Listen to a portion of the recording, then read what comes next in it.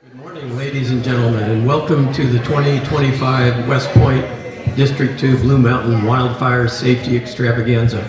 We are going to be starting in about 1 minute, so we'd appreciate it if you could find your seats, settle down, get comfortable, and in about a minute, we're going to have a few opening words from District 2 Supervisor Autumn Andall. So please come up and join us.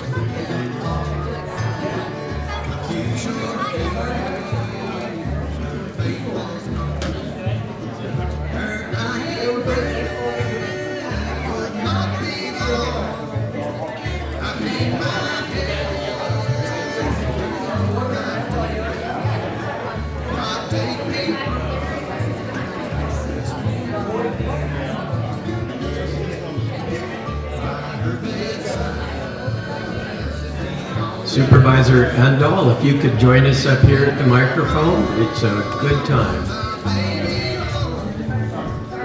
Bob Matthews, if you could set the lighting to low lights, we'd appreciate it.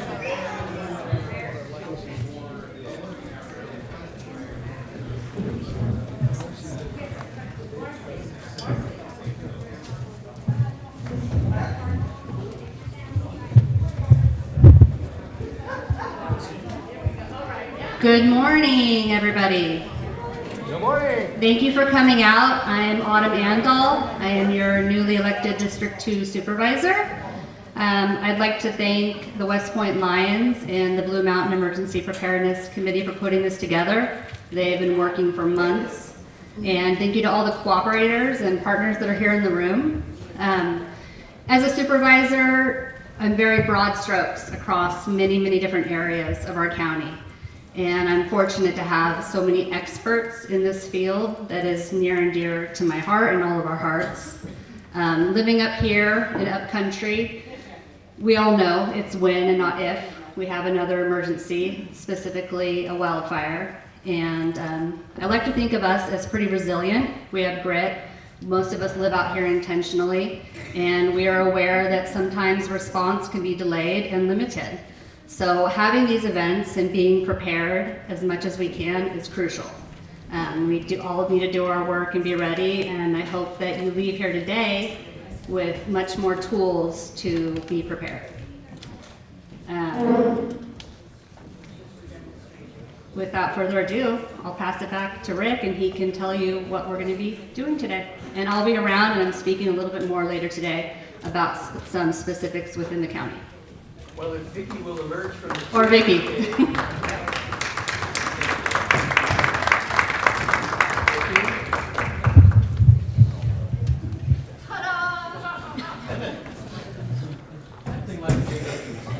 I was trying to turn the light on so people could see what was going on, but I can't find the switch. So it's in there somewhere. Do I need a microphone? Yes? Can you hear me now? All right. Thank you everyone for coming. It's such a delight to have you all. This is a great turnout, and thank you so much to all the presenters who have come, many of them a long way. I know it started early this morning, so it's a long drive for those of you who don't always think that the road goes both ways.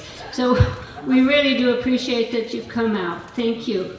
I'm here to represent West Point Lions Club, which is celebrating in next year, 2026, 75 years serving the community of West Point, Wilsonville, Railroad, Flat Glencoe.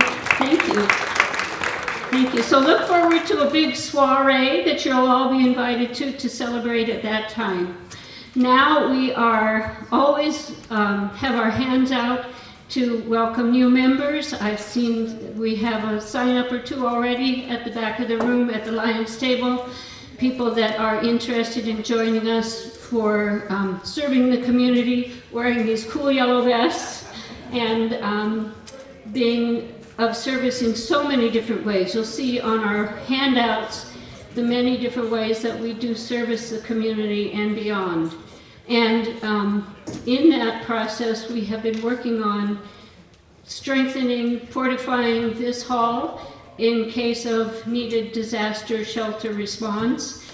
It is a community, it is the county's community disaster shelter, and we are taking that role very seriously, and that's one of the reasons that we're having this event today. So please keep us in mind as we go through the day. Know that we are here to support the community, and ask us if there's anything that we can do to help you, or if you are interested in joining us and helping others. That's always wonderful. I kept thinking in this, as we were getting ready for this event, of a little story that we're all familiar with, which is the Three Little Pigs. We know how that story ends, and we know that it's important to think like pig number 3 and be prepared for all eventualities. So again, thank you for being here, and thank you to Rick for all his work. He's worked for months and months for this, is a proud Lion, and also leads the Blue Mountain Emergency Preparedness Committee. So without further ado, we will invite Rick up to start the program. Hi, everybody. I have yet another welcome. I'm so glad that all of you gave us some of your time and attention to join us here today, audience members, and then all the representatives of agencies and organizations that work on our behalf and are taking some time on a Saturday morning to let you meet them, talk to them, bring your questions to them. And we have 9 presentations scheduled, and there are other agency reps here who can talk to you one-on-one. So thank you very much. Especially, it's always nice to take a chance to thank our firefighters, responders, emergency services, law enforcement, all the people that pitch in when they are needed, and then all the people behind the scenes who work on planning and executing hazard reduction, wildfire risk mitigation here in our community. And that includes the ordinary and extraordinary citizens that take it upon themselves to manage their own properties and make them fire safe and resilient, not only for themselves, but for their neighbors and for their neighborhood and community. So thank you, everyone. So here we are, we're in the pink, and what this means is that we are in, can we have the lights down, please? And my eyes aren't great, so if this could be focused better, if someone would volunteer to dial that in. Okay, is that easier to see?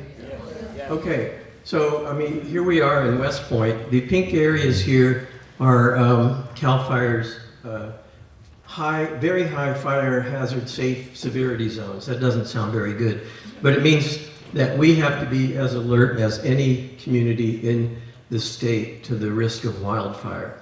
If you drive along our roads and you look at our forests, I think you understand the nature of the risks. So West Point's right here in the middle of the hot zone. In case you're wondering, the green areas are equally hazard prone, but they are BLM land and they're not scored in this state system. The shape of this should be familiar to you. This is the Butte Fire scar. You can see that it was on its way to West Point when it finally got stopped. This is going to be the 10th anniversary of the Butte Fire. I hung up my ratty old t-shirt from the fire over there. How many people have a Butte Fire t-shirt? Ah, I see a lot of hands. Well, I'm glad we haven't needed any new ones since then.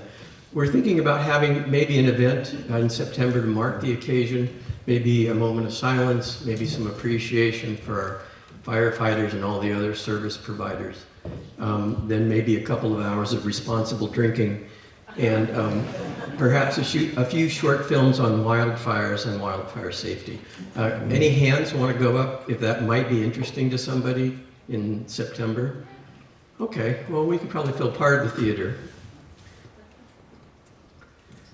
Okay, things are happening. We have to stay on top of them. The situation is pretty fluid at the federal level.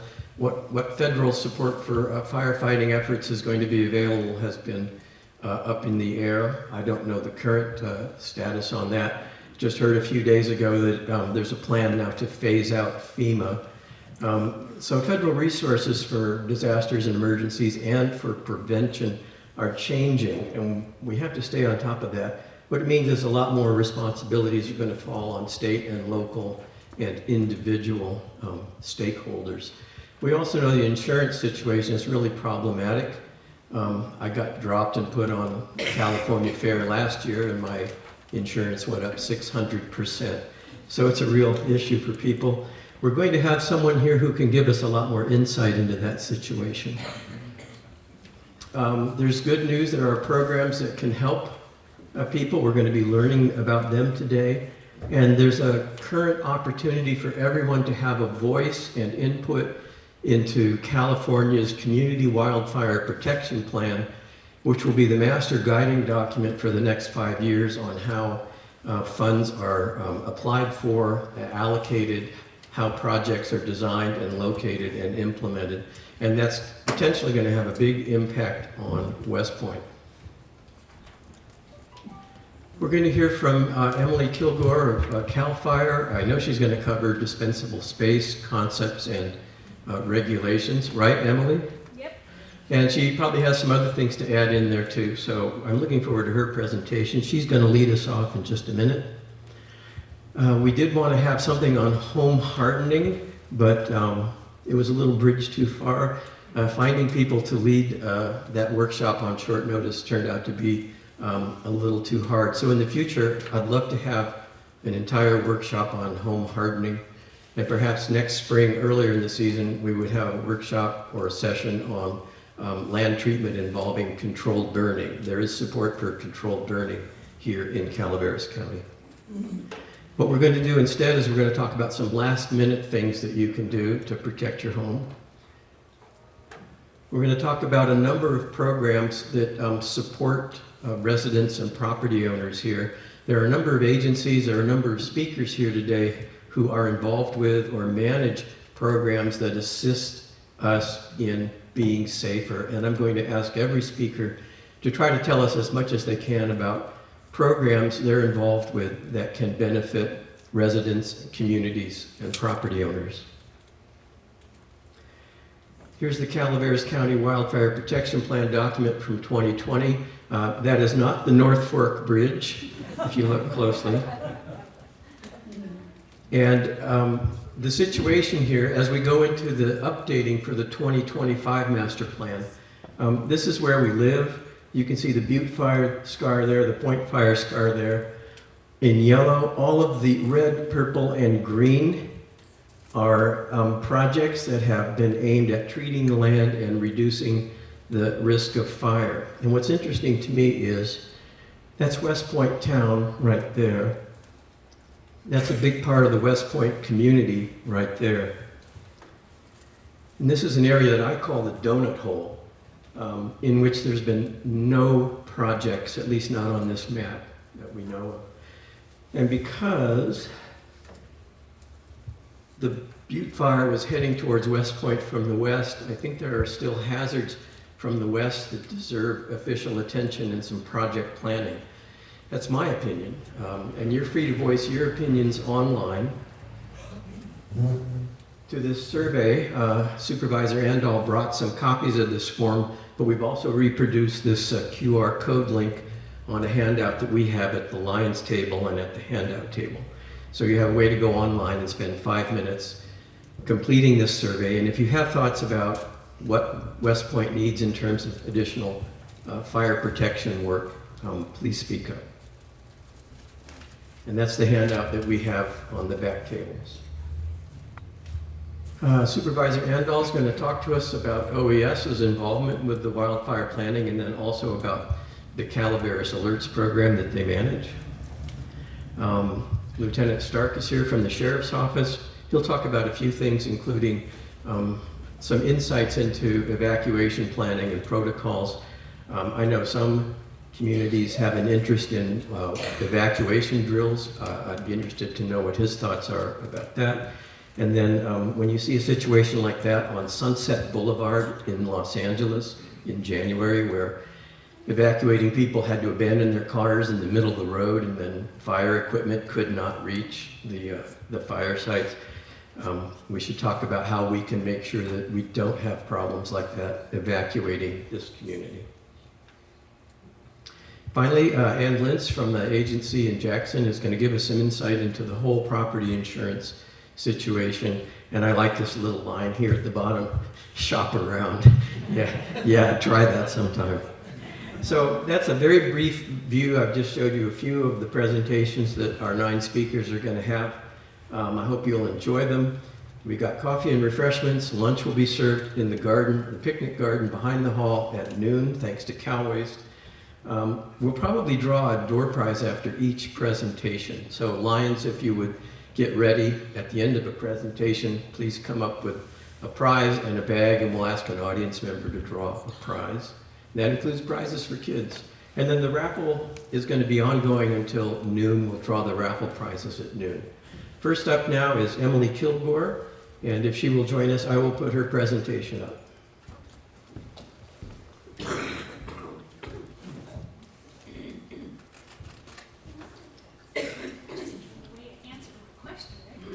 Well, we can do things twice. But whoops, let me advance this. I guess end slideshow is what we want to do. Would you like the mic? Sure. While he's getting that ready, I'll just give you a little background on me. I'm Emily Kilgore. I'm the Public Information Officer and Fire Prevention Specialist for Tuolumne Calaveras unit of Calfire. So I cover all of Tuolumne and Calaveras counties and the eastern portions of San Joaquin and Stanislaus counties. My primary job is community education. And I'm also local. I've been living in Tuolumne County for close to 25 years now. So when you see, how many of you guys were around when the Extravaganza happened a few years back? How many of you guys remember the information boards that went up with the maps and the little blurb about what was happening for the day?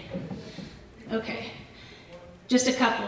When that happens, when we have a large scale incident in the unit, I'm the one that's putting that information up. And the reason I'm making this a point is I know that there's a lot of private third-party places where people are getting information during emergency situations, and that's fine as a part of your plan for information, but you should be getting the majority of your information and making your decisions based on what's coming out from official sources. So myself, the Sheriff's Department, OES, and use multiple ways to get that. So we have the internet, we have on our Facebook pages, we have the radio. Typically on a large scale incident, I'm talking with the local radio stations about every 15 minutes, giving them updates. And then of course the newspapers follow behind all that. And if we're lucky, we get the TV stations around here. Yep. You're going to have to use the space bar to advance your slide. Okay. And there's a laser pointer. I don't know. Thank you. So, wildfire's coming. Are you ready? That's kind of a, yeah, wildfire is coming, just like they were saying earlier. It's not if, it's when, and we're no stranger to that in this area.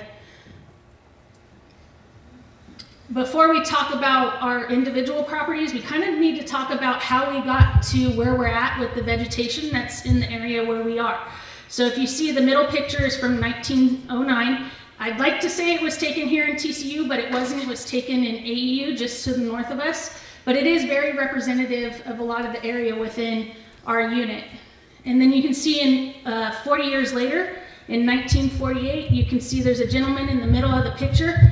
He's the same guy that's in the bottom picture, but you can see there's a lot of smaller trees and brush starting to come in, and that's occurring because they're not doing any kind of vegetation treatment in there, so they're not allowing fires to burn. They weren't logging as much at that point in that particular area. And then the third picture is from 1989, so 80 years later, it's in the exact same place. and you can't even see where the guy would be standing anymore. So this is what we call ladder fuels. Our forests are healthiest when they're a mature forest, so similar to the open floor, versus being overcrowded like they are now.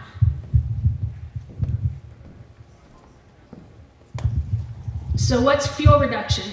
Fuel reduction is when we go in and move that excess fuel from the area that we're looking at treating. Calfire tends to do large-scale fuel reduction projects. We're looking to protect multiple communities. We're looking to do a lot of work for a little bit of money in a short amount of time. But Calfire doesn't own the land in which we operate, right? So all of our fuel reduction projects typically take place on either another agency's land or on private property. And we have entrance authorization for those property owners, and we work with them when we're developing the treatment for that area. The federal government does the same thing. They're looking at protecting multiple communities on a large scale with the least amount of money and the least amount of work. Counties also do that kind of work with grant funding. But to break it down a little bit smaller, how many of you know what fire safe council you're in here in West Point? Anybody? I see 3. So you're in the Calaveras Foothills Fire Safe Council. Fire safe councils go after grant funding to conduct fuel reduction work. Typically, they're focused on a single community, but they're doing the same type of work that we're doing. And then there's Firewise communities. And as far as I know, there's only one Firewise community near here. Near here? Oh. Not in the county, near here. And that would be towards Sheep Branch. Yeah. So Firewise communities are you guys. They're small clusters, committee groups for individual neighborhoods or homeowners associations where people have come together saying this is important to us. They go after grant money and they do small scale fuel reduction, typically within the neighborhood that they have designated as a Firewise community. There's not very many of those in Calaveras County. Initially, way back in the 80s, Calaveras County had most of the Firewise communities in the state. In fact, Calaveras County, up until 4 years ago, in our unit, was the only place that there was Firewise communities. But it takes neighbors helping neighbors to have a Firewise community. And then there's 4291. That's the public resource code that's required by law by the state of California, and that's fuel reduction work on your own property. We're going to talk more about that. Defensible space is the frontline defense for your home in case a wildfire comes into the area. It is not going to put out a fire, and it has to be coupled with home hardening. So if you're only doing defensible space on your property, the chances are still pretty good that your home might be threatened by the fire more so than if you did the home hardening. And Rick, to answer your question about someone to talk to home hardening, hit me up early and I can get someone from the fire marshal's office to come speak to that specifically. Thank you. It'll increase your home's chance of survival, and it increases our firefighter safety. So when you have defensible space around your house, it allows us to go in to help protect your house. And unfortunately, when things are moving, we have to make decisions on what we can protect and what we can't protect. And a home that has defensible space next to a home that doesn't, they're likely going to protect the house that already has some defensible space at it. And 100 feet of it is required by law. There's been a little bit of changes in the law, but those changes I've actually been teaching for almost 2 decades, and we'll talk about that. People get a little excited when we talk about fuel reduction on your own property, and they talk about they have their aesthetics that they like, or screening from their neighbors, or we all moved up here for the same reasons, right? We like the environment that we're in. This is an example of a home that had defensible space. One, it's not too ugly, right? It's aesthetically appealing, but you can see where the fire had came all the way up to where they did defensible space, and then the fire did not get to the house from there. So it is possible for this to work. I'm going to show you a quick video.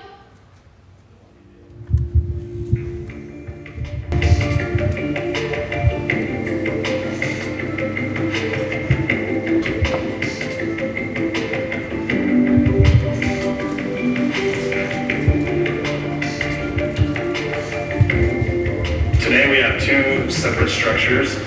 One has ignition-resistant construction that meets our California Chapter 7A, which we call the WUI Building Code standards, and then has a Zone 0, which is an area of 5 feet around your house where we remove all the combustible material. The second house was built with combustible exterior building components. It has mulches that are right up against the house. It also has plants that are within that 5-foot zone, all of which can catch fire and threaten a building that has combustible siding and other non-ignition resistant components. Look how quickly that green and healthy vegetation is flaming, and you can see more threat to the structure as that vegetation ignites. And this one is lit. The sidewall is now clearly burning. We talk every year about defensible space and all the steps homeowners can take, but sometimes that doesn't make it tangible. Being able to see just how clearly this new requirement makes a difference, and we're able to make the demonstration and get the point across. Sadly though, tens of thousands of homes in the last 5 years were destroyed by embers. Could we have made a difference then? It's hard to tell, but what we know is as we plan for the future, homes today can be built to the standards. Homes can be retrofitted. Homeowners can take the steps to make sure that this science is used in their backyard and hopefully able to protect their homes. So that's kind of a clear depiction of the differences between home hardening and not, and having dispensable space or not. That study or that example was created in September of 2023, but it was based on a study that was done in 2011 by the Institute of Business and Home Safety. They have a huge wind tunnel in South Carolina where they build full-size houses, and then they have these ember chambers where they feed wood to it, and then fans blow those embers onto the houses, and they study how that affects different materials and what part of the house is most vulnerable and all that kind of stuff. So that's where this came from. The reason we did this and partnered with them as Calfire is back in 2019, the Assembly and the State Senate directed Calfire to come up with verbiage to create what we're calling the ember resistant zone, or also known as Zone 0. It's not a new concept. NFPA has been teaching and advocating for that as long as I can remember, but now Calfire is adopting it into the 4291 code.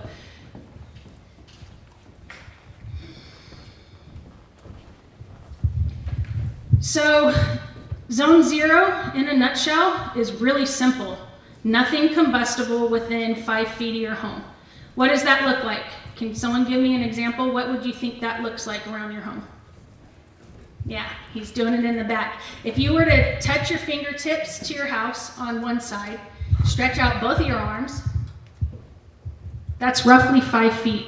It's not very far, but nothing combustible. So no wood piles, no vegetation, no mulch, no building materials that are combustible, nothing within 5 feet. That kind of scares people. Well, I have my deck and I have all these things. We'll talk about that in a minute.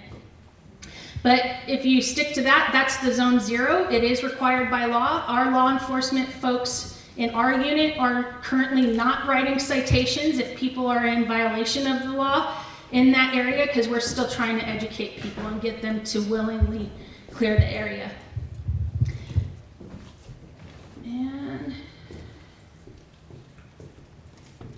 So here's where it's talking about the home hardening part of the law. They're suggesting if you have fences, not a lot of us do, but if it's connected to your home or your deck, to replace the fence. That's costly, right? Same thing with a deck. It's typically connected to your house. And what is a deck when it comes to fire? It's fuel. It's dried, cured lumber that's probably been there for close to 20 years, right? So it is fuel for the fire, and it also has a great opportunity to collect embers and ignite your house on fire. So if you don't replace the whole thing, that's fine. Just do the first 5 feet. That gives you a fighting chance. If you have decked furniture, plants that are potted, your barbecue, don't have those things up against your house on your deck. Put them 5 feet away from your house. It's not very far. And the one that gets missed quite a bit is RVs. A lot of people have RVs, especially around here. We have folks that are using that as their primary residence, and it's next to a structure or a house. I can tell you out of personal experience, in the Campfire, my grandfather's house burned down. It was the house that was in his neighborhood, the only house that burned down, and it was because his RV was too close to his house. It collected embers, and it got hot enough that it was an exposure, and it caught his house on fire. So keep it at least 5 feet away, but if even further is my recommendation for the RVs. So zone one has not changed other than the first 5 feet went into its own zone. So remove all your dead plants, all your grass, make sure your roofs are cleared, make sure your gutters are cleaned out, make sure your trees are trimmed. We'll talk about that in a minute. Make sure that you have 10 feet of clearance around your chimney. How many of you guys know that you're required to have a spark arrestor on your chimney? How big should it be? What should the hole spacing on your spark arrestor be? 1/8. What's that? 1/8. An eighth? No, that's for vents. So no larger than a 1/2 inch square on your metal screening. And then if we all have wood piles and we like to keep it close to the house, because when we're doing that, it's typically snowing, right? So keep your wood pile in zone 2 is the preferred place, but if you need it closer or your property line is closer, keep it in the zone 1 area as far as you can get it, and only take what you need for a day or two up towards your house. Don't store it right against the house. We talked about decks a little bit as far as zone 0. The other problem, actually it's probably the most common thing that I see in violation of the laws. What is a deck for all our stuff? A great place to store it. Everybody uses it as an extra storage space, right? But that is an area that you are creating for embers to collect and catch that stuff on fire. So don't store things under your deck.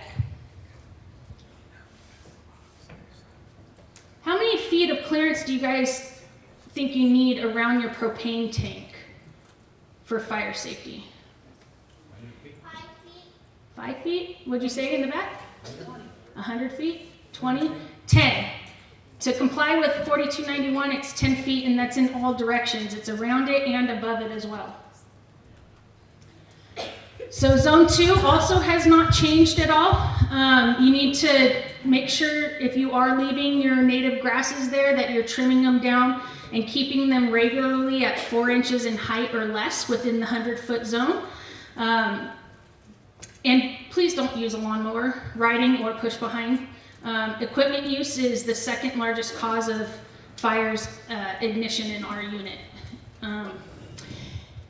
And then you need to compensate for spacing if you are leaving vegetation under the canopy, like the taller brush or trees. So the way that you compensate for that, the minimum requirement is 6 feet, but if you have something that grows underneath it that's combustible, you need to do 3 times the height of that brush. So if you have a 4-foot tall brush with grass underneath it and you wanted to keep the brush, remove the dead stuff, and then there's a tree above it creating that ladder fuel, you want to go all the way up to 12 feet before your first branch. And that's not necessarily 12 feet at the trunk of the tree, because a lot of our trees around here have the droop where their branches droop. It's 12 feet to there. So keep that in mind.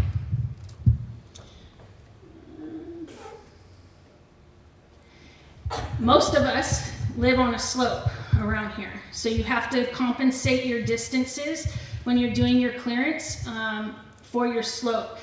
All of this information is in that orange book behind on my table called the Wildfire Action Plan.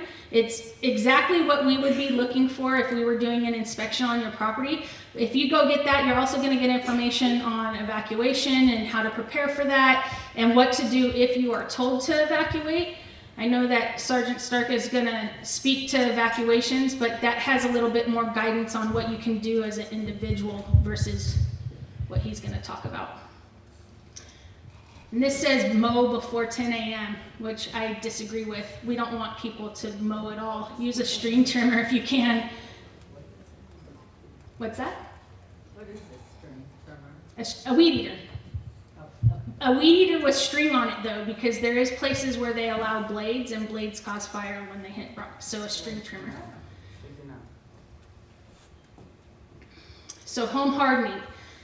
Here's some resources for home hardening. I do have the one on the right and the back in print, that you can go to those websites. Home hardening, I wasn't prepared because I didn't know that there wasn't someone speaking about it, but basically home hardening is making your home so it's more fire resistant. So when you're talking about home hardening, what do you think the most receptive area for your home to catch fire in a wildfire and collect embers? Where is that on your home? Your deck. The vents and the eaves. It's the roof and the vents. So in that study that they did back in South Carolina in 2011, that's what they identified, your roof and your vents. What I tell people is we all have leaves around here. We all have to rake and clean up our yards. Where your leaves are collecting, that's likely where embers are going to collect as well. So concentrate on those areas. And if you are, I don't have a lot of money to, change everything on my house all at once. So I started with my roof, then I went to my vents. Now I'm working on my deck.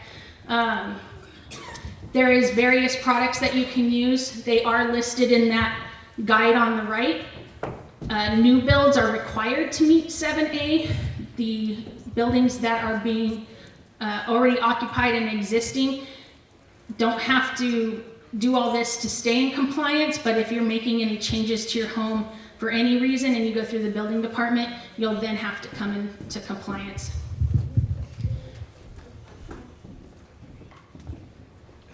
Burn permits. Burn permits used to be available at any fire station. Now you can only get them online. So this is the information for that. I've given out how many websites so far? How many websites have you seen on the screen? Yeah, several. Do you guys remember them all? Yeah, me either. So,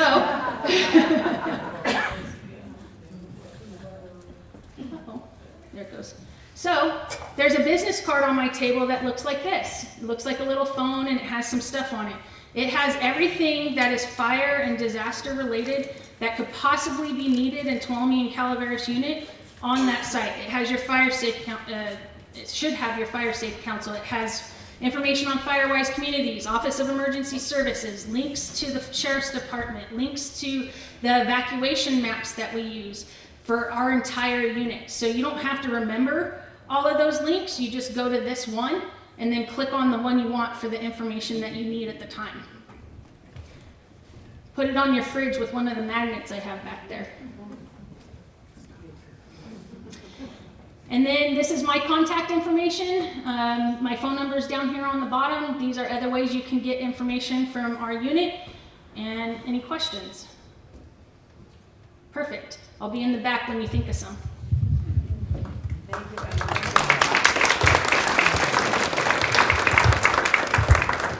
Thank you, Emily. Emily used the term wooey a few minutes ago, and if you don't know what it is, sooner or later, one of our speakers will fill you in. Those of you who haven't met the Calaveras Foothills Fire Safe Council, Bill, could you raise your hand?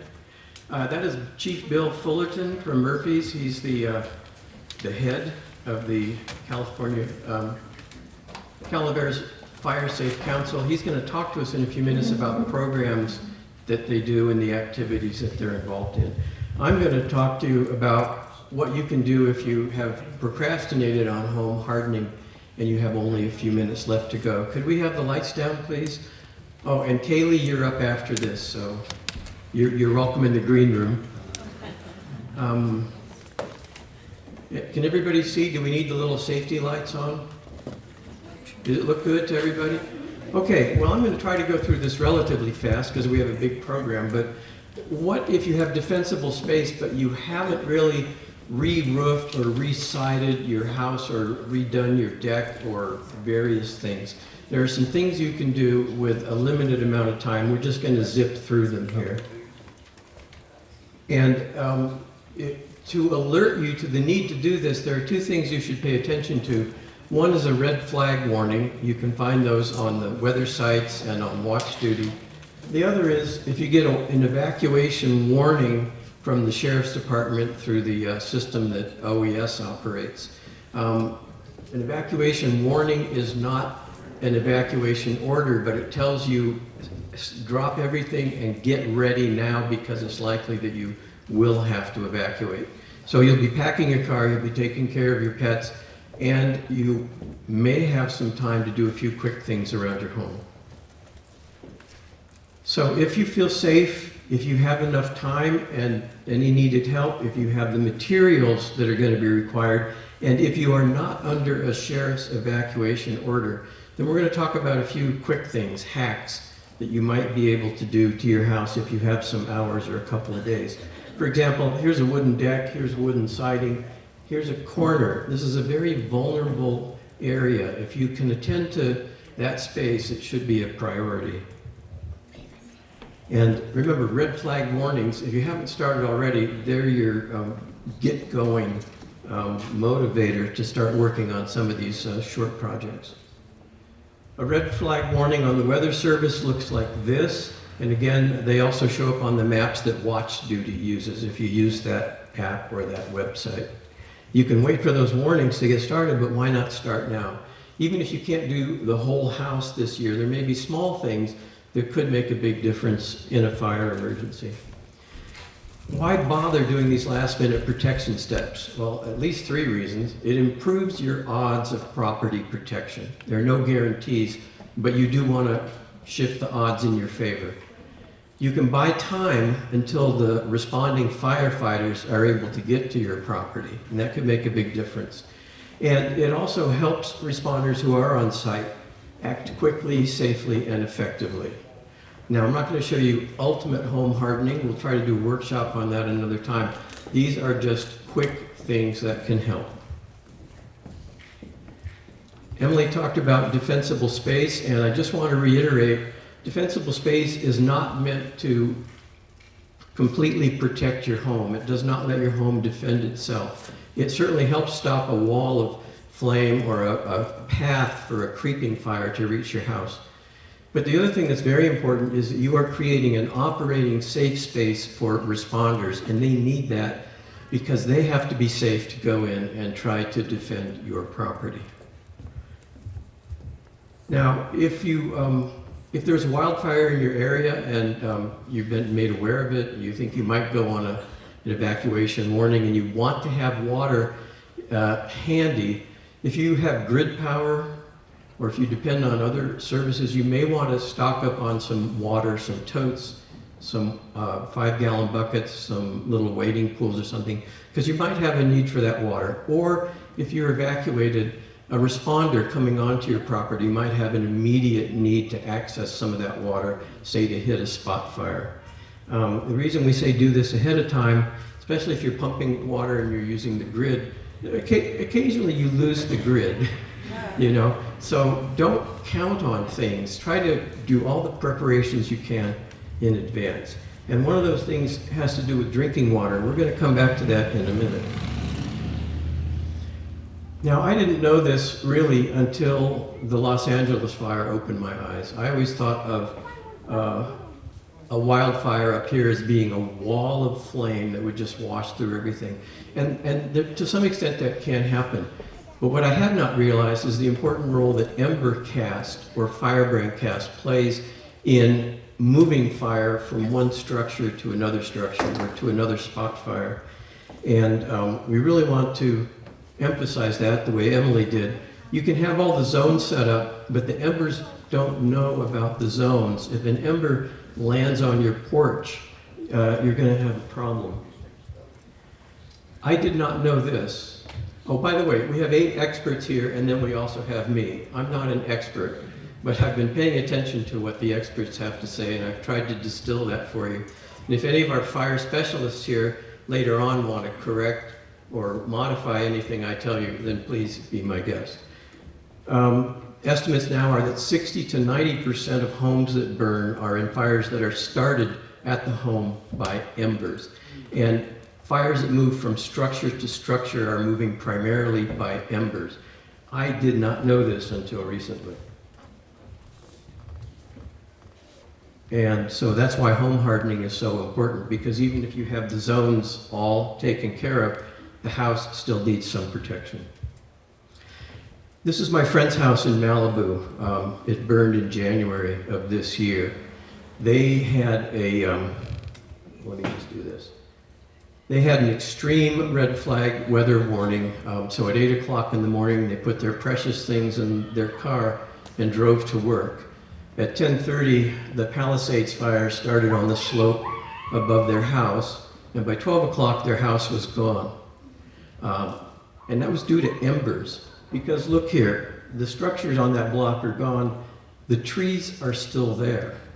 Some of the trees got scorched, but they did not burst into flame. So this was not a wall of flame that moved through that community. It was ember to ember transmission most of the time. And we've seen that in a number of communities. So what can you do really quickly to protect your home? There are a few things. Again, these are not perfect solutions. These are quick solutions that should be reasonably effective. Things that you might want to have, there's a whole list. I've put this on a handout, which is on the back tables, and we'll go through them in the slides. The vents were mentioned, and everyone emphasizes how important it is to have your vents either modernized or sealed off, because embers can blow through the old style vents and get under your house and start a fire. So the recommended way for you to do this is to have tape. Hang on just a sec. I brought some props. And here's a bucket you can keep water in. And I got them out already. Okay, the kind of tape we're talking about is this metallic aluminized tape for duct wrapping and things. This is not duct tape. Be very clear, duct tape will burn. These metallic metallized tapes are fire resistant. So if you're going to tape off your foundation vents, this is what you would want to use. But you can use other things. If you're going to re-screen them, look to buy screens like this with an 1/8-inch mesh. This is what you need to be safe. Any bigger than an 1/8 inch? Yes, sir. Ma'am, sorry. I don't have my good eyes on. Metal mesh, because a lot of the hardware stores, the cheaper vents that you're buying, it looks like it's metal mesh, but it's actually plastic. So check it before you buy it. And one way to check it is to drop a magnet on it. Okay, we're going to talk about magnets in a minute. There are very fancy vents that cost a little more called Vulcan vents. There are other brands, but there are some handouts back there to tell you about that. Anyway, if you don't tape them off, you want to have metal vents, you can either put them on permanently, or if you're in a very hurry and you bought them but you didn't install them, there are ways to get them on there pretty quickly. So there's the aluminized tapes you'll want. But what do you do if your kid borrowed that roll of tape for a science fair project and you didn't know it was missing?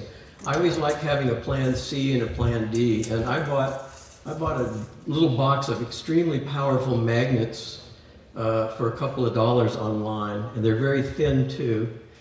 Or you can use caulking to put up screens. You can buy this type of screen right down in Jackson here by the roll. Let's just skip ahead. I did this yesterday as an experiment. Let's say you might need to rely on magnets to hold something like this up. This is why, don't blame the Lions if I'm saying something that seems really stupid, okay? But yesterday I threw a bunch of these magnets on one of my old steel vents. It took me about 1 second to install a new metal screen over that vent, and the magnets are so thin, it doesn't really leave a gap. So that is a quick hack. And if you didn't have screens and you had nothing better to do, you had no tape, no screens, those magnets will pull through aluminum foil. You could put 2 layers of aluminum foil. I can imagine some fire officials are rolling their head, but their eyes. But I would say this is better than nothing, and it only takes a few seconds if you're on your way off your property. All right, something to think about. All right, we talked about roof vulnerability, and I'm going to say some things and then I might get corrected, but let's see if we're on the same page. The most vulnerable part of most roofs here is going to be the gutter. And when you're running around with an evacuation warning, you may not be looking up you may not remember that you forgot to clean your gutters. This is the most likely source of ignition on a structural roof. And we have a screen star here to remind you that if you put on screens, you can avoid a lot of this hazard. But whether you have them or not, take a minute, get on a ladder, check your gutters. Because even if your roof shingles are non-combustible, the plywood underlayment can catch from a gutter fire like this and then burn into your house from there. What can you do when you have wood walls or wood decking? Is there a way to cover any of that with non-combustible material, and which areas are the most vulnerable? Here's a material I have no experience with, but it's advertised as flame retardant plastic poly sheeting. If it's any good, and I don't know, it would be fast and relatively inexpensive to cover large areas that might be vulnerable. So that's an option that could be investigated, but we know for a fact cement board, sheetrock, metal flashing, heavy-duty foils, 1/8-inch wire mesh tiles, these are all non-combustible materials that might be useful if you're quickly trying to protect portions of your home. And what's the nature of the risk, say, to a deck? Well, here we see an experiment that was done by one of the insurance agencies. They dropped embers between two deck boards onto a joist. We have a few more lights on all of a sudden. Is that, I don't know why they came on. Oh, okay. Let's have the lights back off, please. An ember can fall here between deck boards if it lands on a joist, and if there's leaves and crud in there, that can catch a fire and start a fire. And look what this thing does. It's almost like a slow burning fuse. It just goes right along the deck boards, and in this case it's heading towards the house, and it can actually go all the way to the house wall. So we want to try to prevent ignition on the deck or between the deck boards, but we also don't want it to catch the house on fire if a deck board is burning. So in this most vulnerable area at the bottom of a wall, right where the deck is, it's partly vulnerable because embers on the wind can hit the wall and drop straight down, and it's a place where they may be likely to collect right next to the house, which could have combustible siding. So there are non-combustible materials that you could slap down pretty quick. I have a roll here, a 25-foot roll of 6-inch wide flashing. It's not that expensive. It could help you protect that critical zone very close to a house wall, or it could protect the bottom 6 inches of the house wall itself. You can get them in 36-inch wide rolls, but they're expensive, they're harder to find. You can buy narrower drip edges, which have a 90-degree angle, and those could be useful laying right in the corner there between a deck and a sidewall, or hardyboard. Now this is where people may shake their head and roll their eyes, but if you have no better option, heavy-duty aluminum foil, not just the cheap stuff, but heavy-duty aluminum foil is non-combustible. If it only needs to prevent ignition for 24 hours, it may be a reasonable last-ditch thing that you could do on your way off your property. You're going to need to hold it down with some kind of weights, and actually if you have sand around, I really like the idea of putting a layer of sand on top of some of this foil. If you're wondering whether foil would stand up to embers, I would say, well, talk to a potato, because it seems to do a pretty good job in a campfire. All right, let's talk about decks. Here's a picture of what modern fire specialists would like to see a deck look like. Cleared off, but with a non-combustible zone and then a 1/8-inch metal screen wrapping all the way around underneath on the supports of the deck. An 1/8-inch screen is a key. But let's forget about that for a moment. Does your deck look like this? Do you have jumble chairs all around? Well, anything that could catch fire should be off your deck. Anything that is combustible that is near your deck or on your deck should be raked off and far away from the house, hopefully disposed of. If you've got gunk in the cracks, like little pieces of leaves and stuff in the joins between the deck boards and especially over the joists, take some time when you can to use a blade of some sort and get all of that material out of there. Again, we talked about flashing, how you can make at least a portion of your wooden structures non-combustible and ignition resistant. We talked about having totes of water handy, so if a firefighter sprints in while the crew is pulling the hose, he can go around the house, see a hot spot, he or she, and maybe douse it and buy some time. Same token, if you have hoses, leave them set up around your property, not necessarily running. Don't turn them wide open. But so the firefighter could say, okay, here's a hose, we'll turn it on, I'll hit this spot over here. And it's very important not to have any kind of a wooden pathway from anywhere on your property that runs directly to your house, because that could be like a fuse that just brings fire in. So if you have any kind of gate near the house, open it to interrupt that flame path. It's better if you don't have wood going all the way to the house, if you can have a steel section against your structure, that's very good. But try not to have a fence right against your house.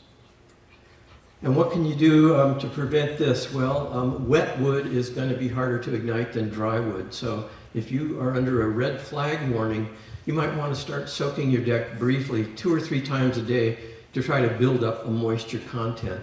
Now remember, it's going to take time for wood to absorb that moisture, so several applications of water at intervals is much better than just running water full time on something like that. And remember, water supplies can be limited, not only if you're on a well, but even if you're on city water. There's not infinite water.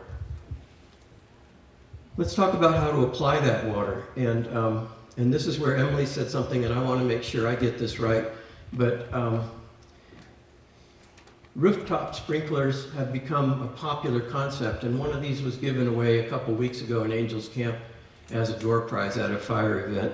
And basically you plumb them into a series on your roof line, you have some way of controlling them. And I'll give you some ideas about why I'm not as fond of this solution. For one thing, we've had Class A non-combustible roof shingles since the late 1800s, and all modern houses have been required to have these to be up to code. There may be some old shingles around there, certainly might be a few shake roofs, but in general, if you have good roofing materials, your roof may be one of the least combustible parts of your house. So I would, in my mind, that would not be the primary target for being wet down. A lot of that water that hits the roof goes into the gutters, it's gone, it's wasted, it's not doing its job. And the way these trajectories work off of the roof is you're going to have a dry area or a rain shadow near the edge of the house and possibly under an eave like a porch area. So instead, I prefer a different solution. And I have one set up here. This is just an example, but it's the nicest device that I have found. You have sprinklers around the house facing towards the house. This one will go up to about 42 inches high.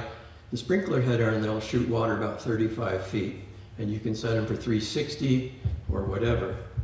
So you have perimeter defense, goes all the way up to the house. You're getting these hard to reach areas under any overhanging porch roofs or the side walls. If you angle them right, it's possible you can even hit the eaves and gables on the roof, which a ridgeline sprinkler won't do. And you can move them around if the wind shifts. Plus, I mean, they're inexpensive and they're easy to set up and install and put away if you need to. I think they have some advantages. I'd suggest you consider that as an option. So the deal is a little tripod sprinkler, a garden hose, and you're good. You can start right with that. Or you can put a twist timer on it so that if you're loading go bags up and running them with the car, you can just go by and give the thing a twist. It'll run for a few minutes and then shut down, and it won't run your well dry. Or a little fancier, and we've got something like this over here. You can put a battery-operated timer on it. You can program it to run 5 minutes every hour or 5 minutes every 2 hours. And when you drive off because you're evacuating, it'll keep watering your property on that schedule. You don't have to be there to defend your property. And surprise, surprise, we have a raffle. We have a bundle with one of these, a brand new It's available What, Vicky? I couldn't hear you. Sorry. Tickets available here. Okay. The bundle we have is one of these complete ready-to-go tripod sprinklers that we are donating. We have a 25-foot garden hose that was donated by Al of Ace Hardware, West Point Lumber. And we have a very fancy timer that will do everything we talked about. And it is Bluetooth capable if you add a hub. So you can evacuate and you can talk to your sprinkler from anywhere that you have internet, if that's something you want to do, okay? So consider that. Might be the best dollar you ever spent. If you use surface water like I do, just throw a little cheap online filter into the water line.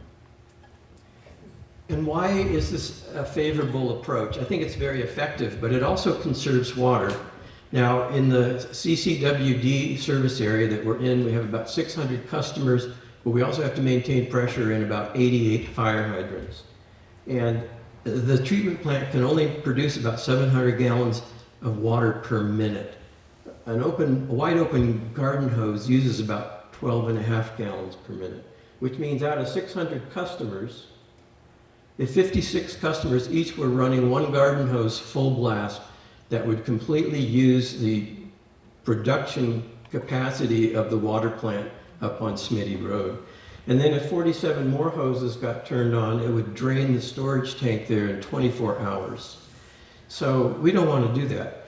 And at that point, to keep the hydrants going, CCWD would probably have to shift to untreated water, and hopefully you would see an alert that the water system was now flowing untreated water that would have to be boiled. That's why we said save some drinking water. Impact sprinklers use only 1/3 of the amount of water as a garden hose. And if you then add a timer to it, you can multiply that efficiency by another 10 times or 20 times so that all the customers in the district could be running 1 or 2 sprinklers on that system. And they will keep going after you've evacuated. So I think they're a good solution. Consider conserving water with wise use. Stay alert for conservation alerts. Stay alert for notices of untreated water. Wrapping up here. Help the responders help you. Starting with your defensible space, as Emily Kilgore pointed out. Enable rapid, safe access to your property so the firefighters don't have any obstacles getting in there to do their jobs. Eliminate hazards, rakes, tricycles, whatever, because it could be very dark even in the daytime when fighting a fire. Have water and hoses available around, and if the water supply is good, they may assist the crew to spread out and hit different parts of your property. Have ladders in place if they have to do roof work. That'll save time. Chiefs, I'd like your thoughts on the best way for people to handle propane and fuel containers and the best way to keep everyone safe. And people have reservations about these evacuated tags, but I think some of our speakers today can talk about why it's a good idea to use these evacuated tags when you're gone. If you don't take my word for anything, and that's fine, there are some excellent videos online that cover a lot of these points. Some of my favorites are from the Marin Fire Safe Marin websites that are on YouTube. A lot of the tips I gave you came from this video, and a lot of the other resources I've put into a handout, which is on the back tables, the Lions table and the handout table, has a lot of links and sources for you. And let's all be safer. Thanks very much for your attention.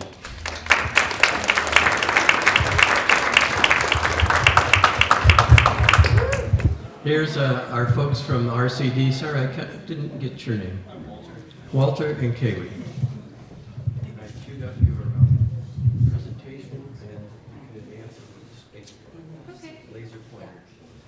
Hi, I'm Kaylee Dillashaw. I'm the project coordinator for the Calfire County RCD. What? Lights, please.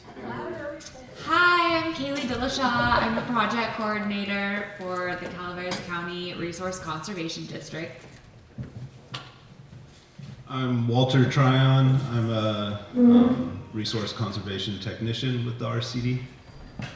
And we're just going to talk a little bit about what the RCD has to offer community members and landowners throughout our county.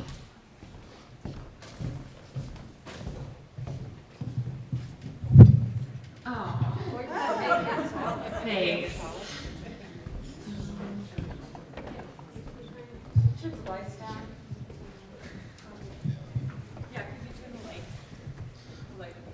So who we are, the Calaveras County Resource Conservation District. It was founded in 2017. It's a special district that is governed by a locally selected board of directors.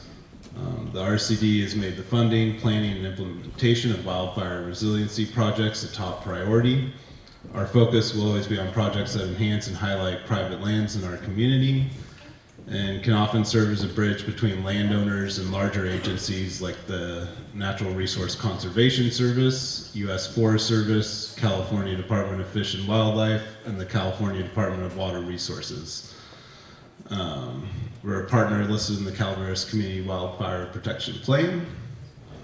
What are we doing? We've been focusing our efforts in building the wildfire resiliency throughout the county.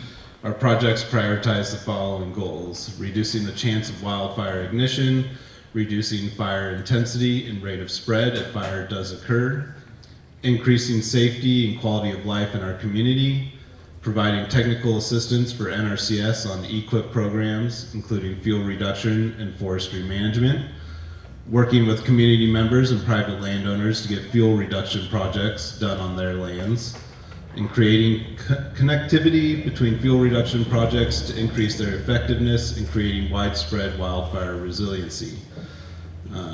We've been following the recommendations outlined in the CWPP.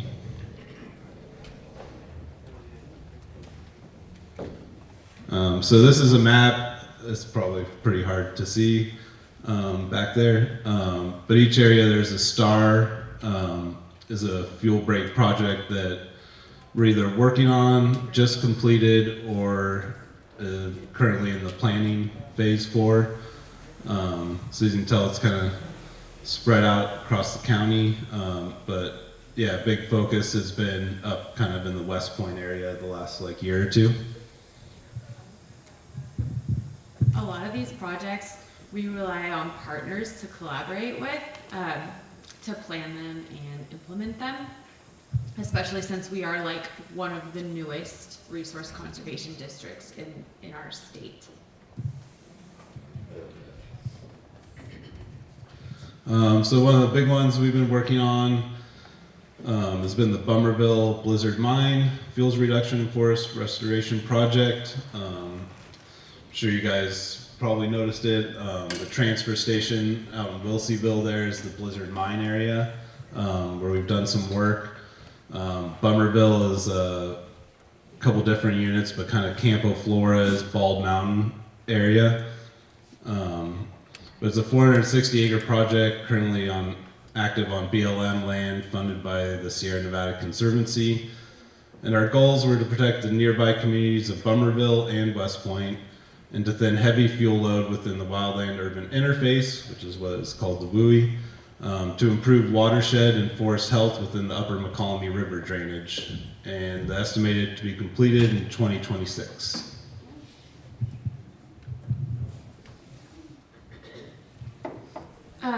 One of the earlier projects the RCD completed was the Pine Ridge Summit Level Fuel Break. So this was planned by the Cal-Am team, Pat McGreavy and Jan Bray, and then adopted post-planning phase by the Resource Conservation District for implementation. This fuel break was a 200-foot wide fuel break that stretched about 6 miles long from Summit Level Road all the way over to Railroad Flat Road. It included many different private landowners. It was all on private land. A lot of people came together to cooperate in order to implement this project. The funder was the Sierra Nevada Conservancy. And it actually started out as a contingency line built during the Butte Fire, and this project permanently turned it into a fuel break, like a ridge top fuel break.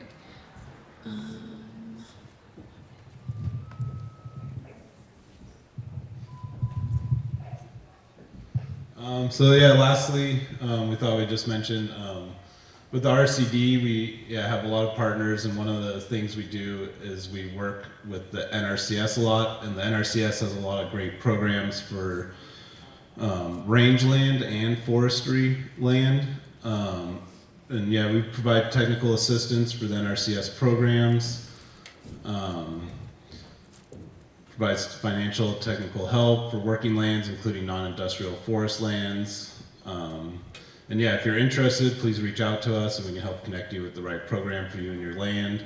The biggest one that most people are usually interested in is called EQIP. And yeah, it allows, there's a variety of things you can do.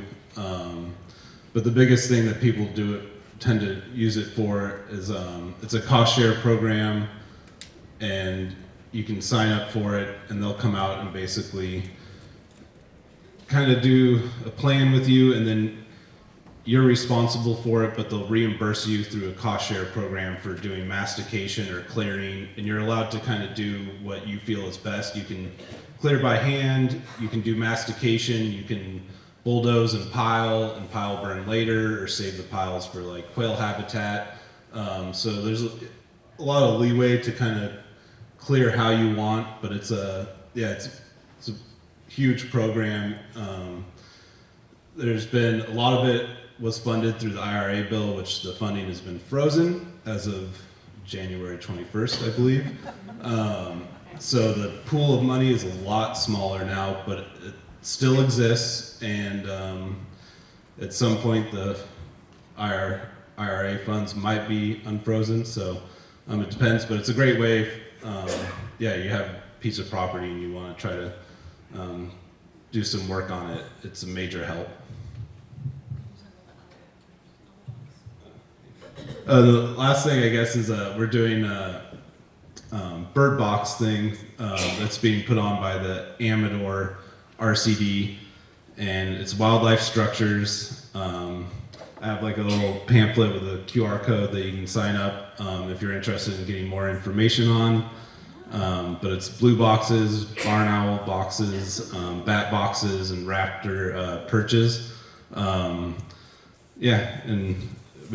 I've started it, done some pre-assessments and insight visits already, and we're hoping to kind of distribute the structures in October. So the cutoff time, if you are possibly interested in it, would probably be kind of mid-July time. But yeah, feel free. I'll be back there, and you can come by and I can tell you about it if you're interested in it. So thank you.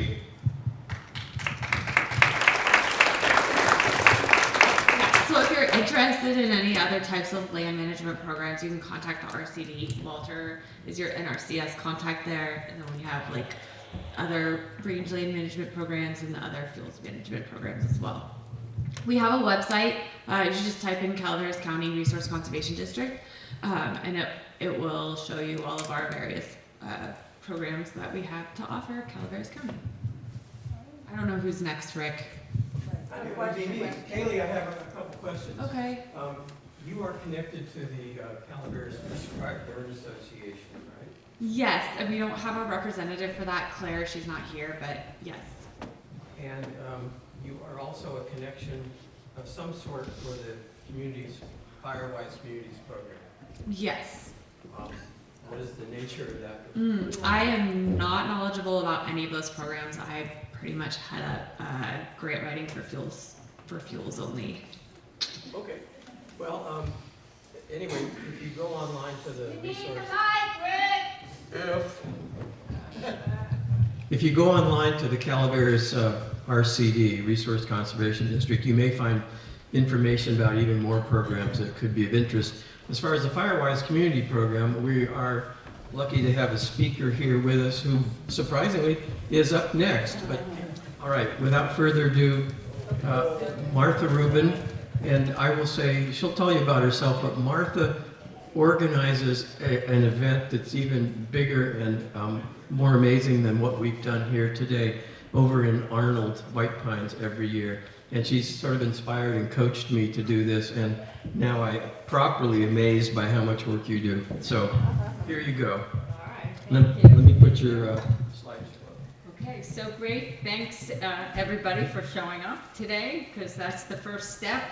I'm going to talk to you a little bit about Firewise, and I probably don't even need my slides because you've heard a lot of information now, and you're probably a little bit overwhelmed with, oh my gosh, I have to go home and start like cleaning everything up. And so that's just the first step. I wanted to say that in Calaveras County, we only have 10 Firewise communities. And as Emily had said, there are none on this side except for like in Sheep Ranch that's close. But there are a couple up in Arnold and some in Murphy's and then Sheep Ranch. So I'm really hoping that we can increase the number of Firewise communities. You only need 8 communities to become, what am I supposed to do here? I'm sorry. You want what, slide 9? 11 or something. It's just the space. This is the whole thing. Fire doesn't wait. It just has its mind of its own. It's the space bar when you need to. Oh, space bar, that's fine. The mouse when you know a mouse. Okay. So what we want to do for a Firewise program is to make a fire adapted community. And what that means is you're going to clean the vegetation, you're going to clean your pine needles, you're going to take care of your property. You have to do it anyway. It's state at 4291, so everybody, I hope, is starting to get your property cleaned up. In Meadowmont, I think our lots are smaller. That's where I live. Here, I guess everybody has larger lots, so it's a bigger job. But if you get a community or at least 8 property owners together, you can create a Firewise community. I'll go through the steps. I have handouts. This is just the fire adapted communities. You have to partner with people who are doing the fuel reduction, forest management, internal safety zones. You get ready, set, go bags. Follow the codes and ordinances, fuel buffers, prevention education, that's what we're doing here. You have to do that once a year. Sorry. A community Firewise protection plan, that's in the process right now, and cooperative fire agreements. So those are the things that just give that up. Let's see, the NFPA, National Fire Protection Association, is the agency that Firewise falls under. You can go to their website and get all the information. I have pamphlets back there. It was founded, it's a international, it says, nonprofit. It was founded in 1896 in Quincy, Massachusetts.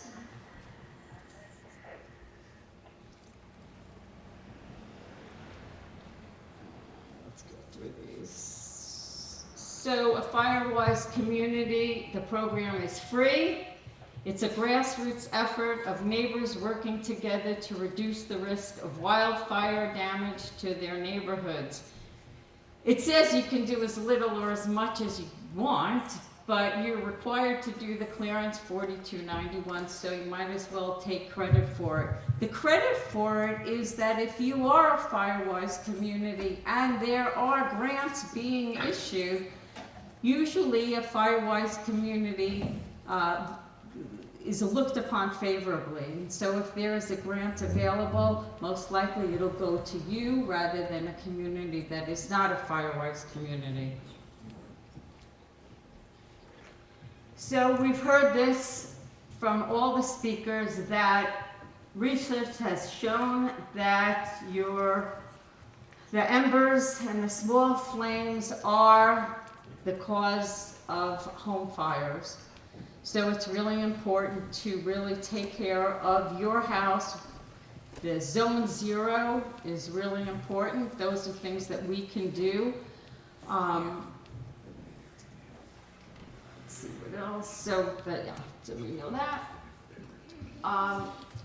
The Firewise program benefits, you get a framework for action. You learn about wildfire. Why do you do this? So you get a peace of mind. Community building, build citizen pride, get publicity and educate others, access to funding and assistance leverage. So like I said, if you are a Firewise community and there is a program, most likely the Firewise community will get assistance first. Okay, so this is from our older brochures. There are some newer brochures out, but the first thing to do is really organize. And for myself, I sort of took over my community's plan. It was done a couple of years before I got involved with it. And so I had a plan written, and I thought, oh, yeah, that's great. I'll just go around, work with the fire chief, figure it out, get a few people involved, and we can become a Firewise community. And so I updated the plan, and I did all that, but you really can't do it as a one-person show. It doesn't work that way. So I would advise you strongly to get your community together and form a board. So that's organize it and plan it. So if you don't get community buy-in and you don't get people helping you, it's very hard, it's very frustrating. And it's easier if you get buy-in because then neighbors help neighbors. And that's really what a Firewise community is all about. So that would be my first suggestion. Set your board, plan it, then you do it, and I also suggest that you talk to your fire department, work with your fire chief or somebody from that department to help you write the plan. Maybe Pat will tell you, he's coming up, Pat McGreavy later, of what the topography is, what your risk assessment's gonna be. Your fire chief will probably know all about that, so that's something you don't wanna guess. And then you submit the plan, and you wait for a while because due to cuts, there are fewer reviewers, so you must submit your plan by November of the year, and then you get your certification or recognition, and that's good for the next year. Implementing your plan every year, you have to reapply to Firewise and say what's been done.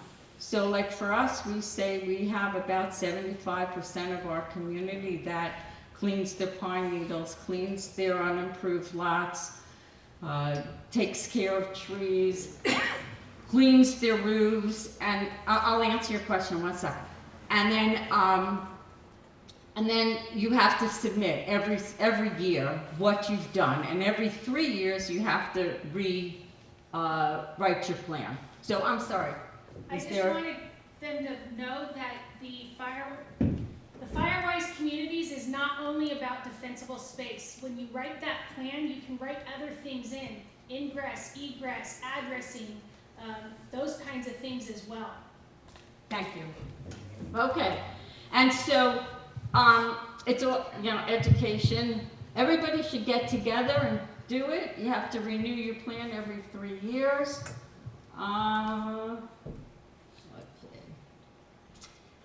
It's as big is not always better. I'm not sure. So this is from that was from Tuolumne.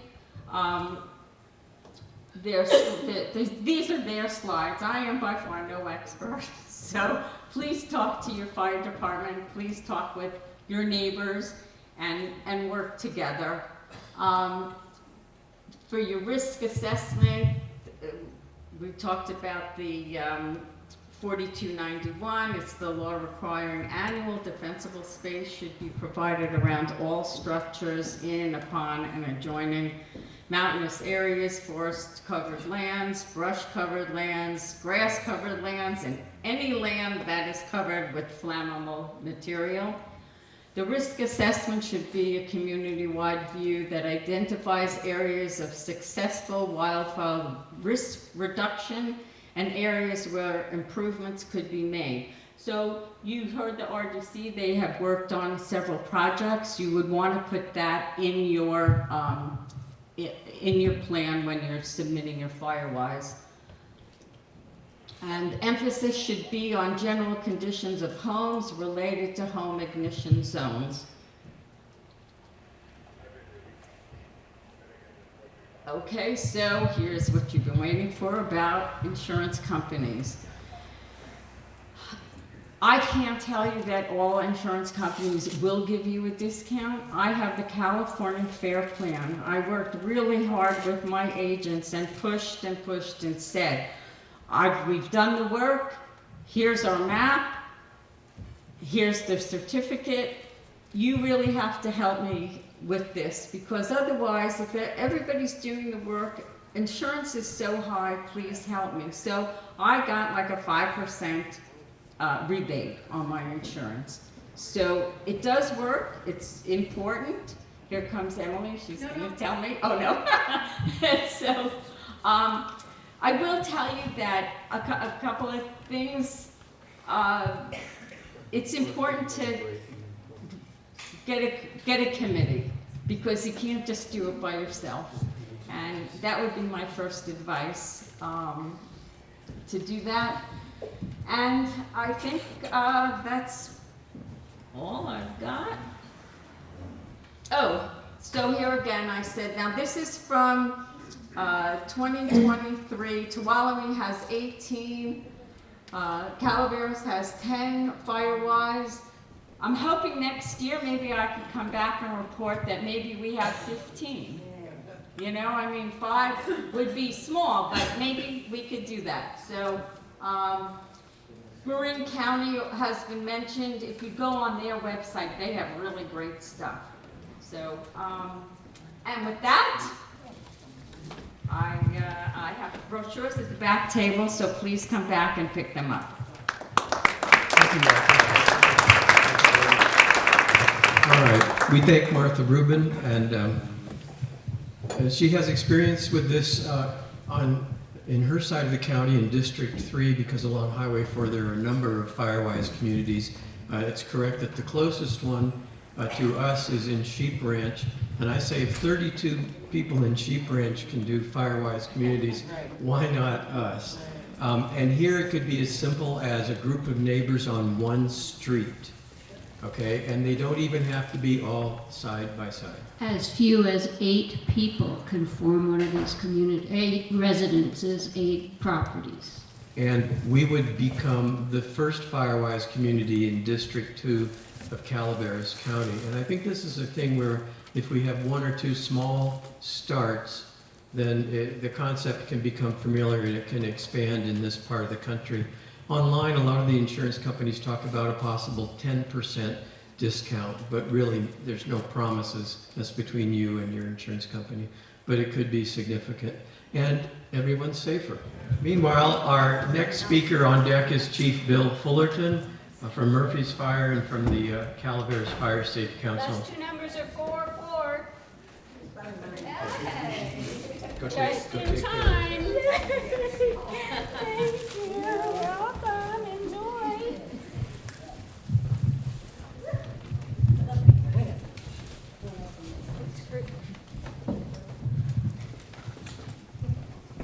Hey, good morning. My name is Bill Fullerton. As was mentioned before, I'm the fire chief at Murphy's Fire District. I'm also the project manager for the Fire Safe Council.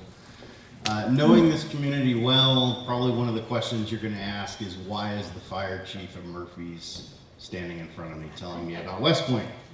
So I'm going to answer that with two answers, hopefully, that will give me a little bit of qualification as to why I'm standing in front of you.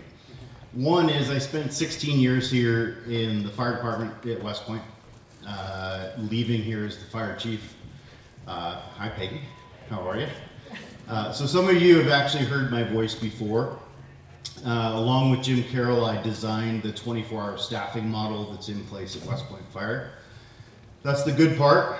The bad part is you can also blame me for your higher property taxes, because I was also the one that put the 2 property tax measures on the ballot to ensure that you guys had a 24-hour fire station. So blame me. If you look at your property tax bill, you can call that the bill if you'd like. That's fine. But secondarily, I project manage for the Calaveras Foothills Fire Safe Council. And for some of you, just by a show of hands earlier during the presentation, you don't know who we are, which is very common.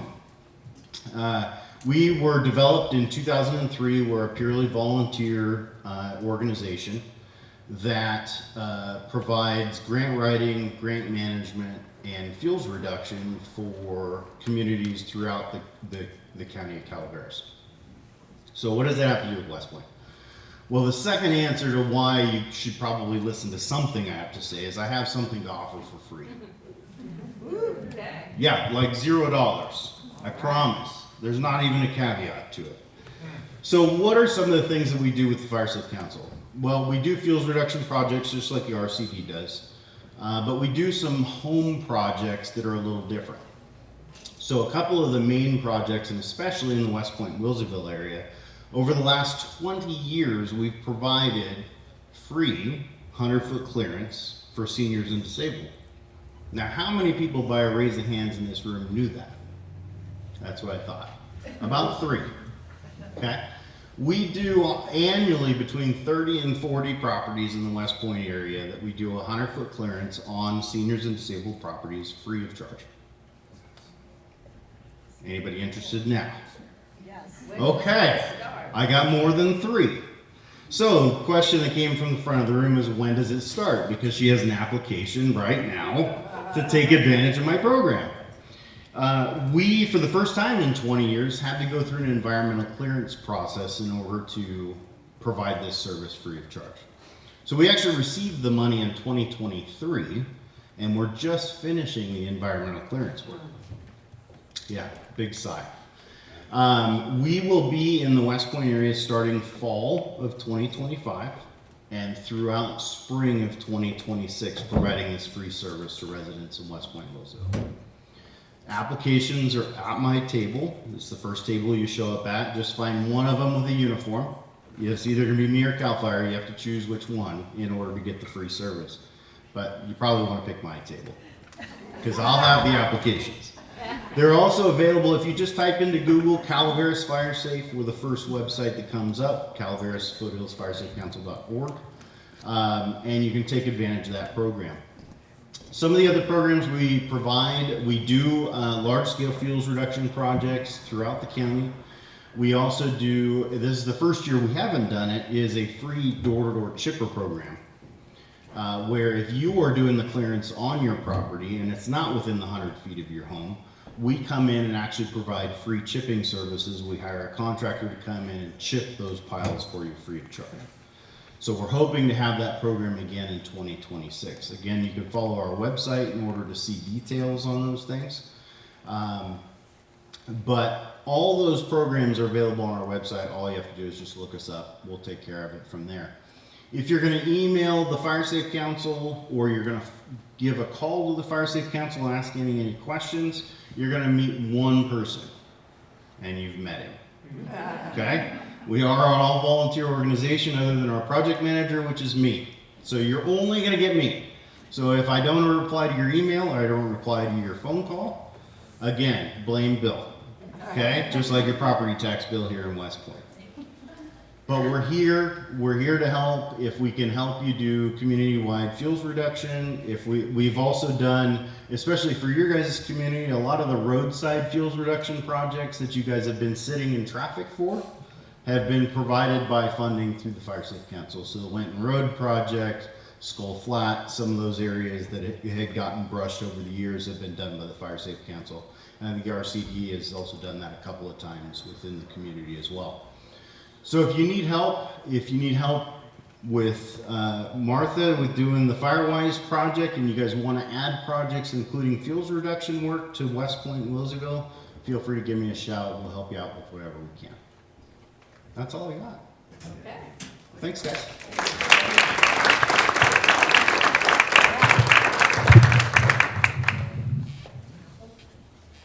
Chief, I have a question. Since you're involved in some of the bigger mitigation projects around, what should a community do if they feel that there's an area where there there's a high need for a serious project for. Sure. So one of the things that happens, and you guys heard a little bit about the CWPP or the Community Wildfire Protection Plan. One of the important things is that's going through an update this year. Over the last 10 to 12 years, the Fire Safe Council has funded that project. Now Calaveras County OES is doing it. One of the most important things to do if you're looking at fuels reduction activities is getting your fuels reduction activity into that plan. Well, how do I do that? Well, it can be very simple in nature. One, get a hold of your local fire chief who just walked in the door, Mr. Mike Downs, towards the bathrooms there. And he will get a hold of the local Calfire battalion chief and vet your project to make sure that it's consistent with their fire plan. If so, it gets put into our Community Wildfire Protection Plan and becomes eligible for funding throughout state and federal organizations. The nice thing about the Fire Safe Council, the RCD, some of the other organizations that provide these services is typically for you guys, there's no cost to you in order to get that project off the ground. As long as it gets funded through a grant program, those costs are included in that grant program, so we can take care of all those costs and the management of those fuels reduction activities moving forward. So if you're interested in a large-scale field break or even a small-scale field break within your community, reach out to your fire department first or to the Fire Safe Council, RCD, or any of the organizations that provide those services, and we'd be happy to at least get those questions answered for you. Thank you. Yes, sir.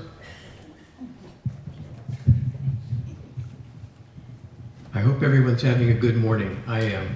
And we've scheduled a short break now for people to stretch their legs, maybe grab a munchie,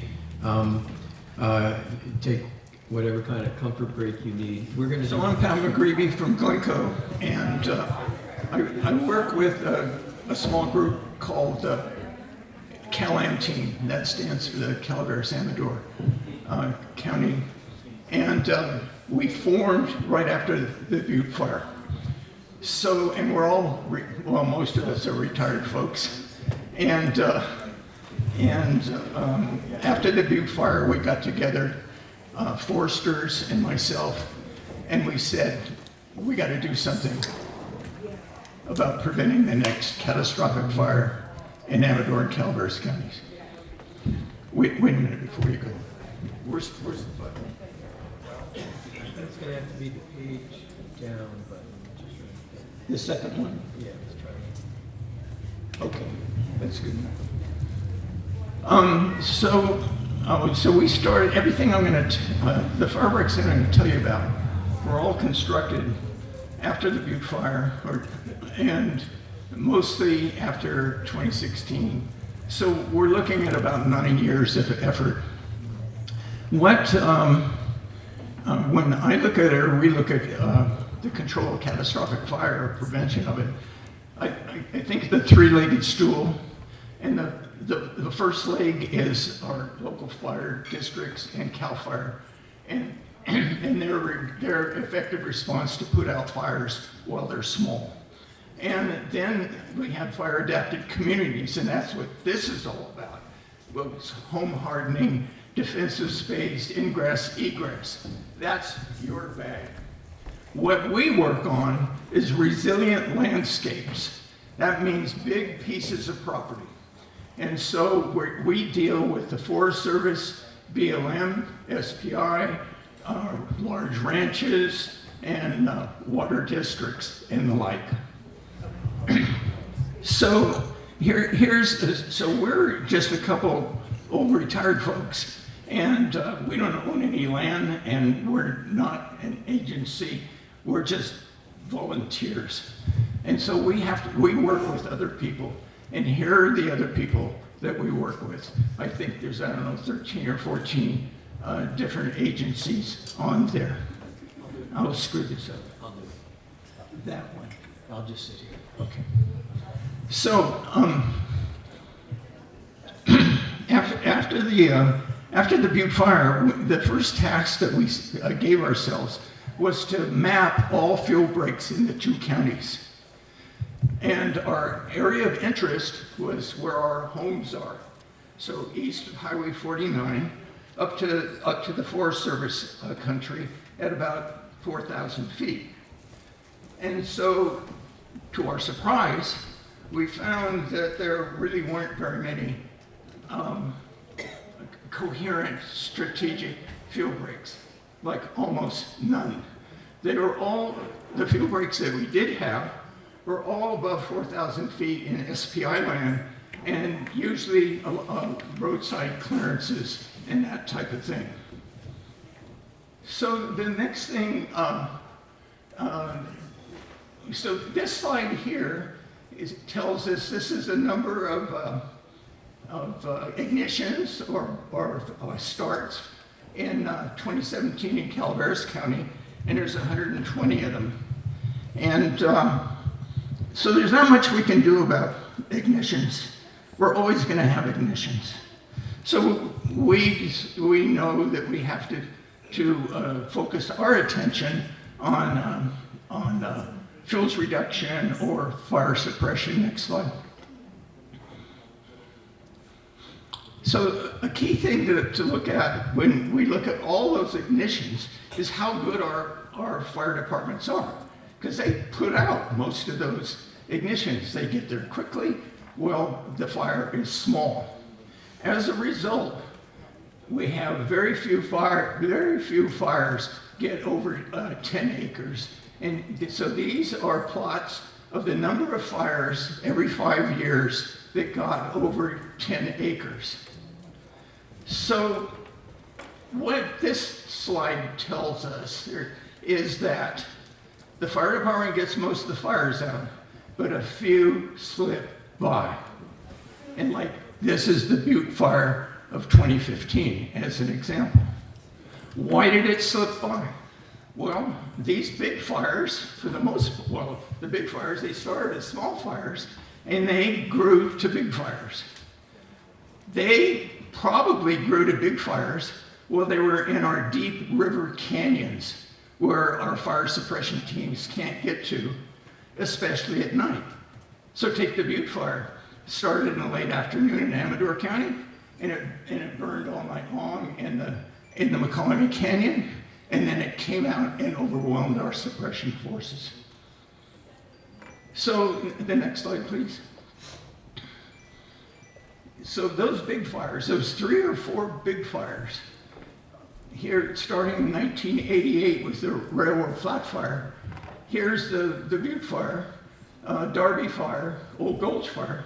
Those 4 fires have consumed an enormous amount of real estate in our county.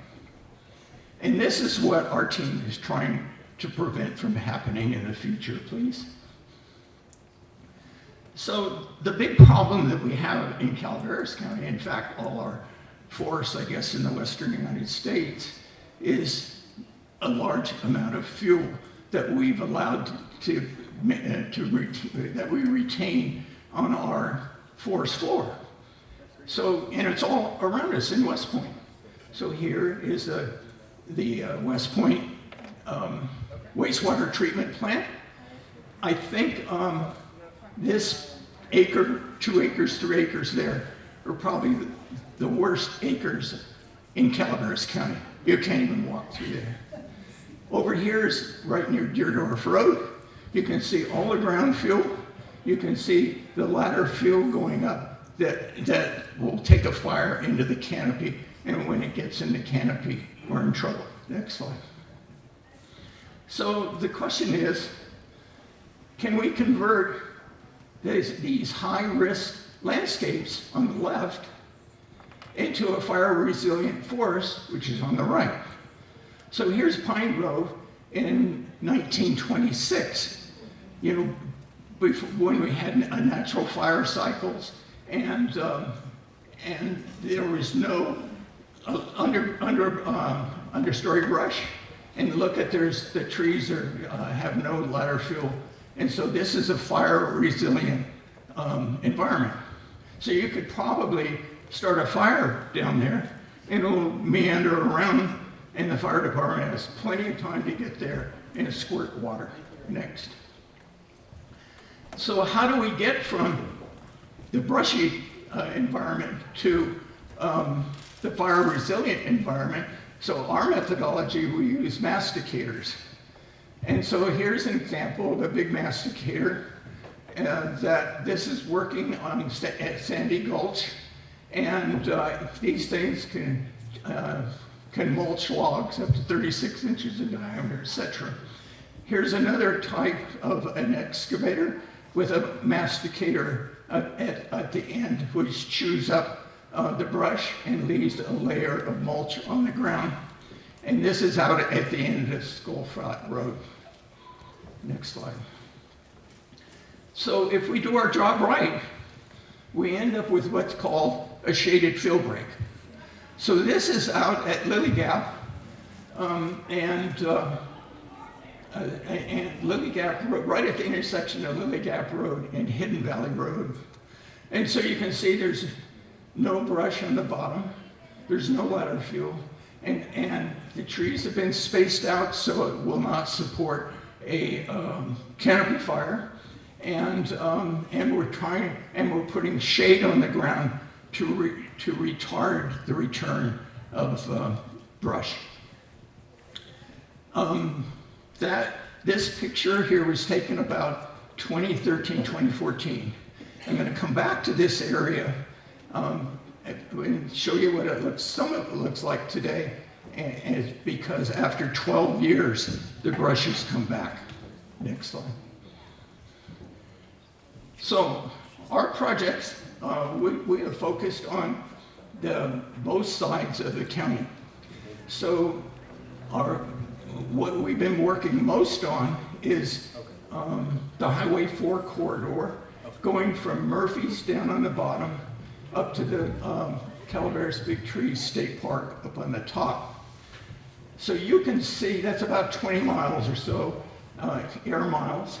And in here, in Arnold and Avery, etc., there's about 8,500 structures. And the red are fuel breaks that are complete, that we've put in since 2016. On the purple, or the green, are fuel breaks that we're working on right now. And the purple are fuel breaks that we're planning, we're in the planning stage right now. So we have one real gap in this whole system, and that's at Darby Apple. So that when you go up 4 and there's that apple stand there, that area back in there, we call it the Darby Apple Gap. And that's going to be treated hopefully pretty soon. Next slide. So let's switch over to our side of the county. So, well, we got 10,000 acres done over there, or almost done.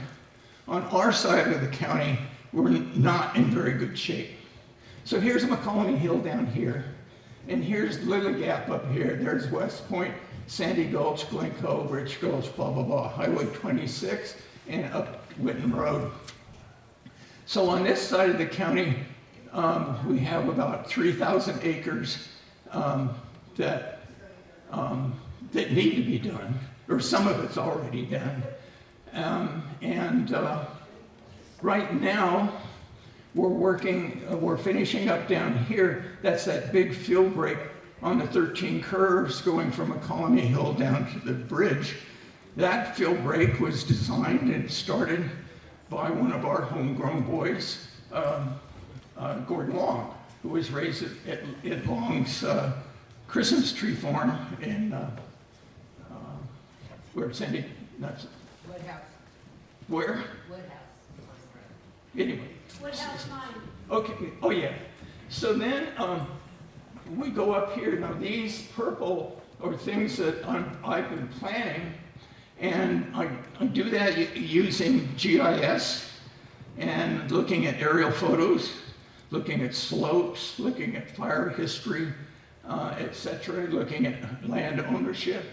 And so our proposals are to treat these purple areas going up in the future.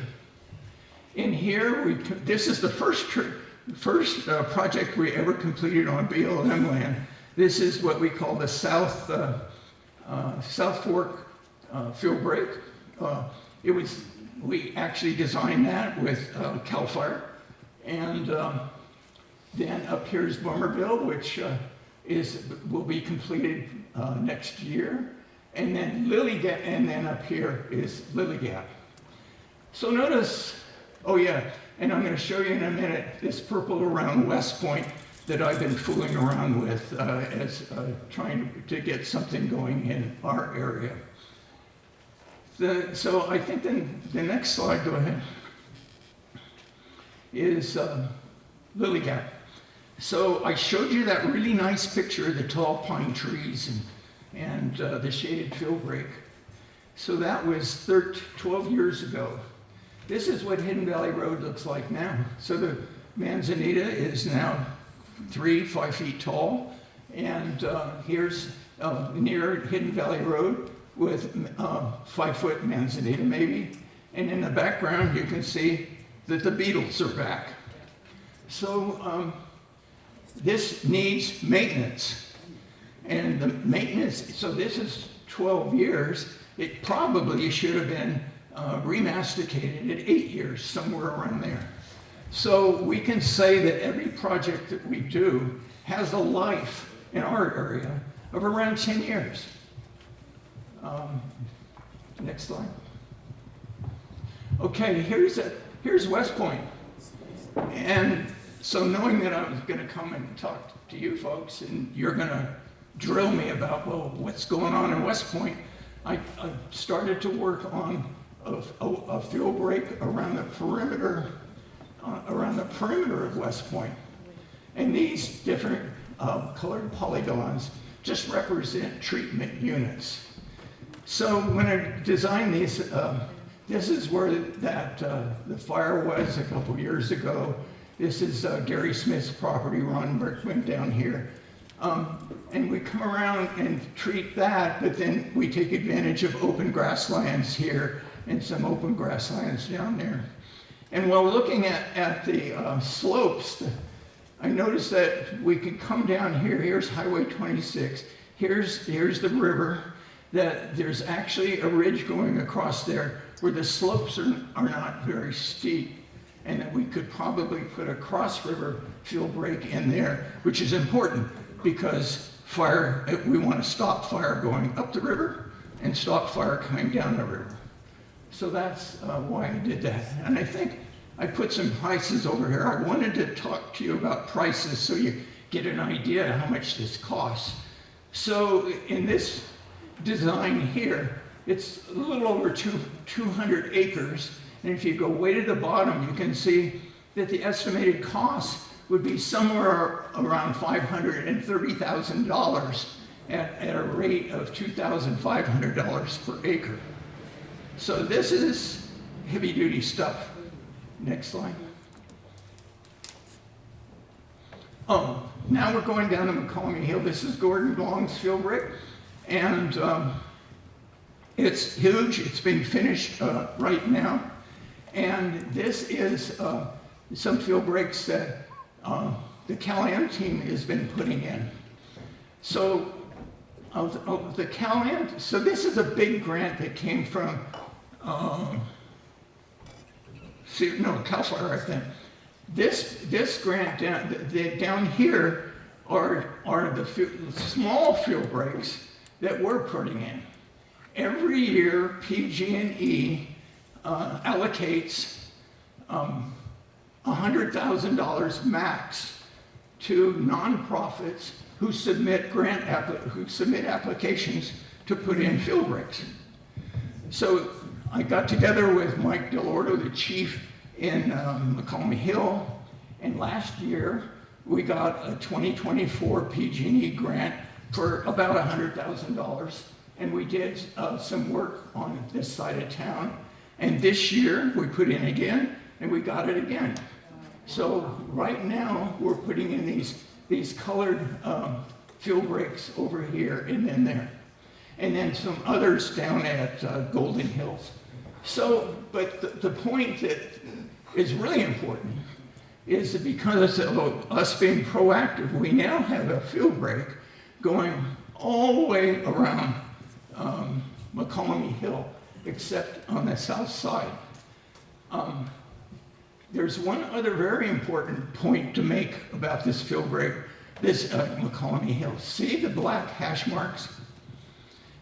So all the work that we've done so far is good. But then you're going to tell me, well, McGreavy, in 10 years, it's going to look like hell again. We're lucky to have, Calfire is developing right now what they call a VMP, a Vegetation Management Program. And so what that means is that Calfire will come in and work with the local community to maintain all this work that we've been doing.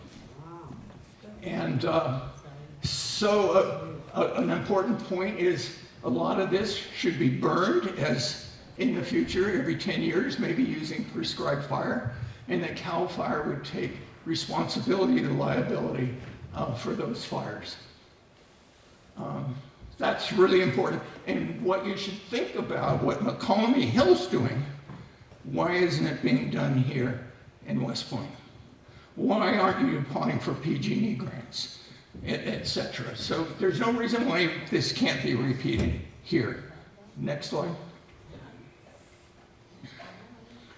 So in reference to maintenance, I stress that our field breaks are going to last 5 to 10 years. And currently, there is no comprehensive maintenance program to take care of all the work that we've done. That's 10,000 acres down on Highway 4, 3,000 or 4,000 acres on Highway 26. So if we don't do anything, 10 years from now, we'll just kick the can down the road to the next generation. And so we need a vegetation management plan that's going to last in perpetuity. So as long as human beings are here, we're going to have the same problem. So this should be in our budgets, that every 10 years we've got to do this.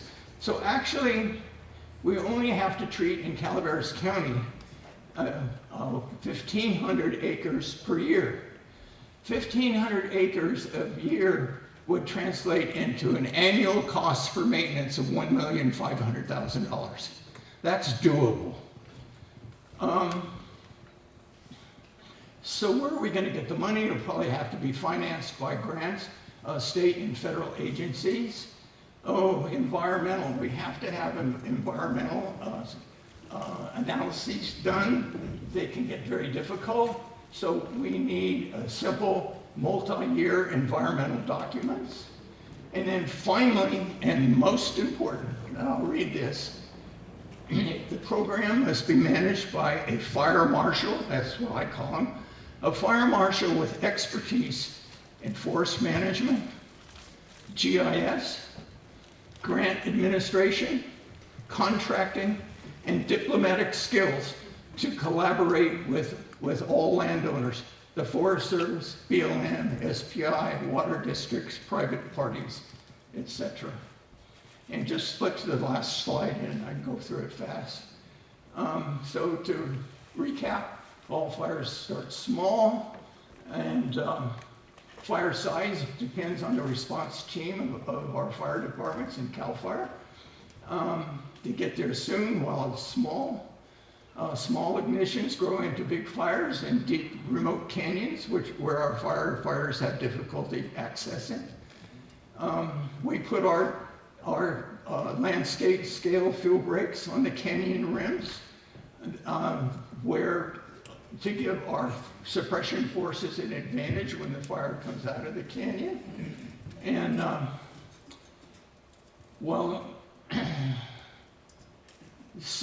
but after doing all of this work, we still are not going to give you any guarantees.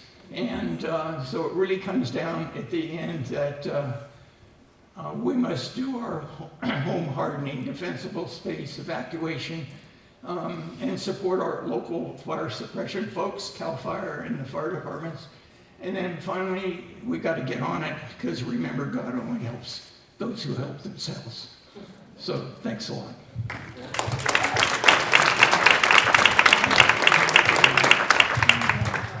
We have a question for Pat, and then I'm going to ask him a question. Oh, we have a couple. Can you take questions, please, Pat? Are any of the supervisors involved? It seems like this annual thing that needs to happen. The supervisors should get together and there should be an agency for the county that does this. Can any supervisors hear this question? We're, it comes to us eventually. What I'm here to tell you about next after Pat is the wildfire protection plan, which should have a lot of language in it to ensure these future efforts. So you're putting me on the spot. To be frank, the Calaveras County Board of Supervisors has not participated in anything that I've told you. And so, and that's a big disappointment, so you can address that. I was wondering, you were mentioning we are doing this, and I know that we is probably minimal, but to apply for the grants and to continue the maintenance, do you have advice for that, or is that something that you could recruit for? When you become a volunteer, the very first thing you need to do is look for your replacement. And I haven't found one. So Bill Fullerton was giving you information to say, well, you get involved, bottom up. And that's what I was talking to you about with the PG&E grants.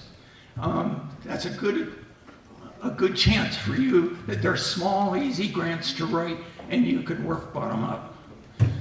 So the Cal-Am team doesn't do it that way. We work top down. So I spend my whole life looking at it, working on GIS. So I look where are our assets? That means where are our homes? Then I look for things like, what's the topography look like around the homes? Where could we put a strategic field break that would protect those homes? What are the slopes around there? Can we get heavy equipment in there, or is it too steep? So I ask all these questions in order to develop a preliminary plan like that I show you around West Point.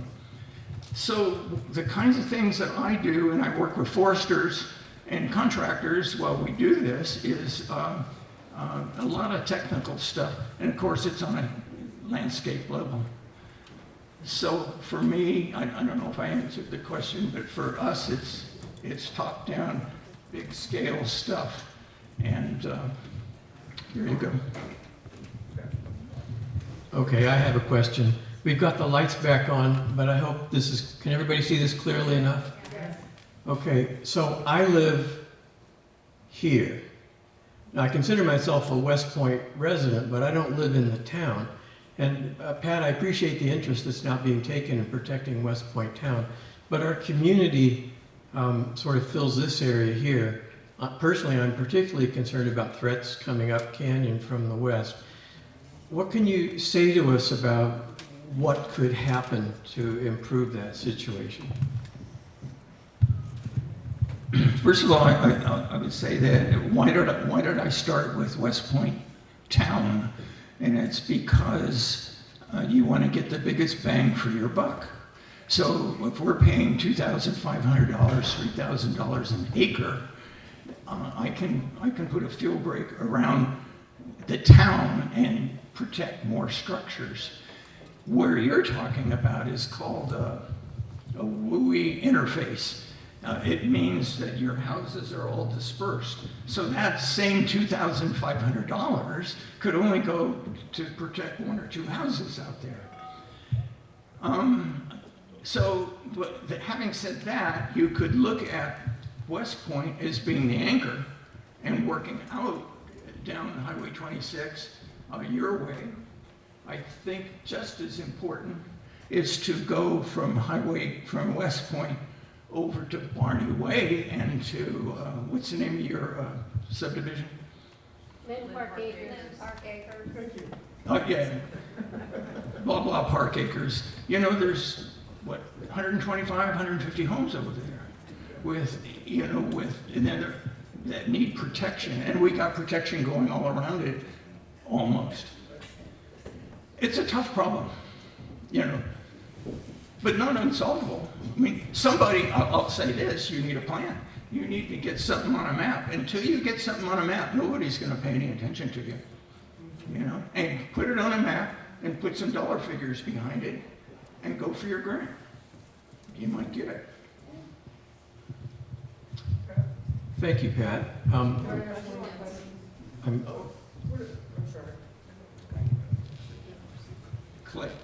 Clay. The terminology of GIS, what does that actually stand for? GIS means Geographic Information System.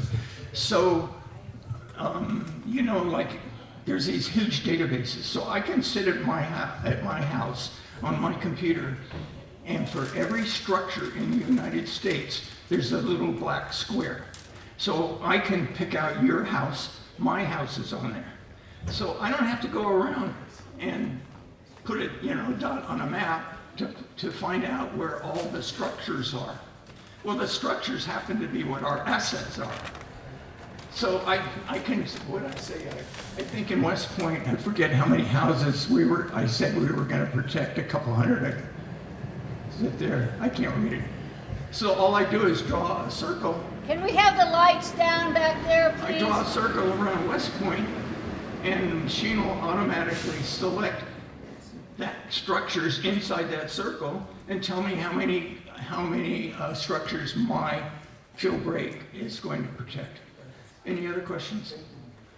Go ahead. The question that was asked about the county and what's being done at the county level was so important. But I think there was an answer in one of your slides. If you could talk to it more. You suggested a fire marshal. We don't even have a fire marshal in Calgore County. Is that correct? And Correct. Tell us again what this person could do at a, you know, county Do level. my fire marshal? Yes. Gonna do everything that I and Jan and Kaylee do. Thank you. So maybe that's something we should suggest when we fill out the county survey that's been given to us about what we should do in terms of a wildfire plan for the county, is suggest that we would like to have a fire marshal for the county. That leads into the supervisor who's gonna follow me, because I think the fire marshal should be in the Office of Emergency Services at Calgore County, and would have all those responsibilities I mentioned down there. Thank you. Great, thanks for those good questions. And Pat mentioned some things that could be done. Now again, this is my area of concern here, but just for the record, I have had conversations with both of our local fire chiefs, with our OES director, with Pat McGreavy, with some other people. I haven't really pestered Bill too much yet. But we have collected some ideas and proposals, and I have passed some on to our OES director. And that's the same office that is running the survey. So again, if you have strong feelings, opinions, concerns about the potential for work that could be done here that would be helpful, it would be very helpful for you to go online, take 5 minutes, complete that survey. And Autumn, I think, knows where I'm coming from. I'd like to introduce our supervisor here, District 2 Supervisor Autumn Andal. So I'm at this point I have to talk about the CWPP, but first I will touch briefly on what do your supervisors do to support this. I'm one supervisor, so I can only speak for myself, but I support all of this. I greatly appreciate the work being done, every collaborator in the room, and I'll support it in any way. As a board, we have directed our county OES staff to work on this CWPP that was formally done by the Firewise Council. So it's a staff of 2, and they're working very hard on it. They would love to expand, and we would love for them to, should funding allow it. For now, they're rolling out the initial planning of the CWPP. There is a survey open. It'll be open until July 1st, and this is a great chance to please take the time to go on, voice your concerns, voice your requests, voice your priorities. This is for the people, and the voices need to be heard. If you have a problem with the survey, I can help you with it. You can meet with our OES staff, and we want to make sure it is inclusive of everybody. Everybody in the room today is part of the planning. They had one initial meeting already, and they'll be meeting quarterly. So you can also talk with Mike Downs or your local Calfire battalion chief and express your concerns to them. They have voices in the room. Next, they will be getting back together and going over all these things. The purpose of this is a roadmap. It helps to have a strategic plan countywide. It helps with funding, it helps with projects, and it just helps to unite and have everybody working together and not to have, doubling up on things and hopefully mainstream it. You're also welcome to reach out to me if you would like help getting your voice heard into that survey. They couldn't be here today. On the back table, I have the survey and can talk to you more about it afterwards. I also have brochures on evacuation planning, the Genesis Protect, and the Everbridge systems. That is how you will get your evacuation notices. You customize it down to your properties and your zones, and when you're told to go, it's very specific, when, how, etc. So now's your chance to get involved and get your voices heard and make sure we're listening. Thank you. Yeah. Question. Regarding the slide on Barney Way, is there any specific path that FEMA and OES are going through? Because it's been, almost 3 years now, with nothing done and nothing. Well, so they, the Barney Way district just recently got their planning done, and that's been submitted to the county. The plan check is going through the process right now, and due to the magnitude of it, it's requiring an outside plan check. So that's where they're at. Unfortunately, they're a little stalled working through that right now. Yeah. Any other questions on the CWPP or any of the evacuation information? Okay. Well, we'll have Officer Stark come out and tell you a little bit more about what the county has for you.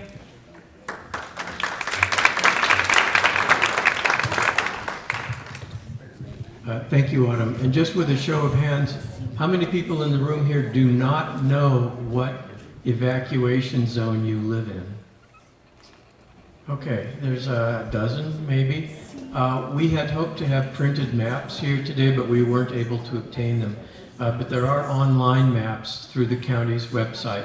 It's pretty important that you know what zone you're in, because when you get an evacuation order or other alert, it's going to be zone specific, okay? So you need to know if it applies to you or not. Without further ado, Lieutenant Greg Stark from the Sheriff's Office. So thank you for having us here today. I just want to touch on a few things that we've talked about so far. So far I like the way that this has been put together. Thank you very much, Rick. We've talked a lot about preparation, how to harden your home, what to do prior to an event. I'm going to talk a little bit about what happens during and after an event. And just to touch on one thing, excuse me. We're pretty fortunate to have Supervisor Andal with us on our Board of Supervisors. She's got a lot of experience in OES. She's talked about it many times about her OES tables, her dining room table. Her husband's a Calfire officer. So when something does happen, we don't have to bring her up to speed. She's already engaged. She's already got the baseline and accelerated knowledge of what's going on. Same thing with our sheriff. Sheriff Whiting was on an incident management team for several years that goes around the state to talk about incident management and manage large-scale fires. So we're very fortunate. Our high-level executives in our county are very well schooled in fire prevention and what to do during a fire and OES. So what happens during a fire? When a fire kicks off, obviously fire departments send their personnel wherever they are in the county, and we send hopefully a supervisor. If they're not available, we'll send what we call the beat deputy. And they'll go link up, the deputy will go link up with the fire chief or incident commander, if you will, and we'll talk about where the fire's going, what the fire's doing, and where it could impact residents. And this is very important because we are not fire experts. I know that fire is bad and I want to stay away from it. They go running into it to make sure it gets put out. So they'll give us recommendations. And the county several years ago during the Electrifire purchased a new program, the Everbridge, where it talks about, they broke down each area into specific zones. That's what they say, know your zone. And Calfire has a very handy card that with all the websites and QR codes to help you get to where you are to know your zone. So if you leave your house, you can go back through the QR code, leave it in your car, leave it in your wallet to find out your zone if you forget. So they broke out every area in the county to zones. And what CAL FIRE will say is, and I'm just going to use arbitrary numbers, we think that the fire right now is in zone 45. We want to do orders nearest the fire, and then from the fire we want to do warnings. And that's very important because before we were saying, west of Highway 26, north of Barney Way, and it's very confusing because, honestly, some of our deputies don't know north and south very well, and it was hard, to be honest with you. So we can say now zone, 45, 46, 47, and then 53, 54, and it makes it so much easier to know that I'm in the middle of this zone. I just got put in an order. I just got put in a warning. So the difference between warning and orders, right? If a warning comes out, something's going to happen. There's a fire close, and it could go to your house. A order, something's happening, and it is going towards your house. So what we like to tell people, if there's a fire started, know your zone. If they're in a warning and you have mobility issues, you have large animals, you have transportation issues, that's your cue to start planning to get out, get your medication. Red Cross has a really good breakout list of what you should have in your go bag. When the warning starts, you need to start thinking about getting out. When the order happens, you're grabbing your stuff and you're going. And why is that important? We've seen fire behavior in California specifically dramatically increase. And the ones that saw the Butte fire where it started in the canyon, you kind of talked about it, smoldered for a while, and then did it take off, right? We just lost Malibu. We lost Palisades. So we're losing huge chunks of lands for various reasons. Fires are spreading very rapidly. So when we say go, it's time to go.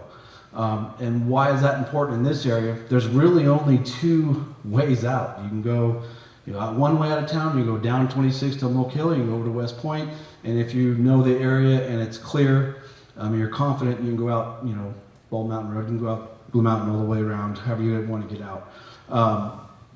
But the roads can come very congested, and we will we will push out warnings, hoping that people heed that, and it alleviate some of the issues we have on our roadways. We're going to have large equipment coming up, dozers, fire trucks from all over the area, law enforcement personnel, and if you're trying to get out and they're trying to get in, there's some areas that can be bottlenecked. What we've done to pre-plan for that, we've talked to CHP. They can call in mutual aid and with their local resources to help intersections flow more smoothly. We've talked to the road department to put up early signage. But the key to all of this is knowing your zone, leaving when there's orders, and respecting the warnings as legitimate warnings. In addition to that, what we have in place, we have a ranch access pass or emergency ranch access pass that we offer through through the county, where if you have a farm or if you have livestock, you can apply early. You can take a short training that we have that's mandated by the state of California. And then that pass can get you in the traffic control points when it's safe.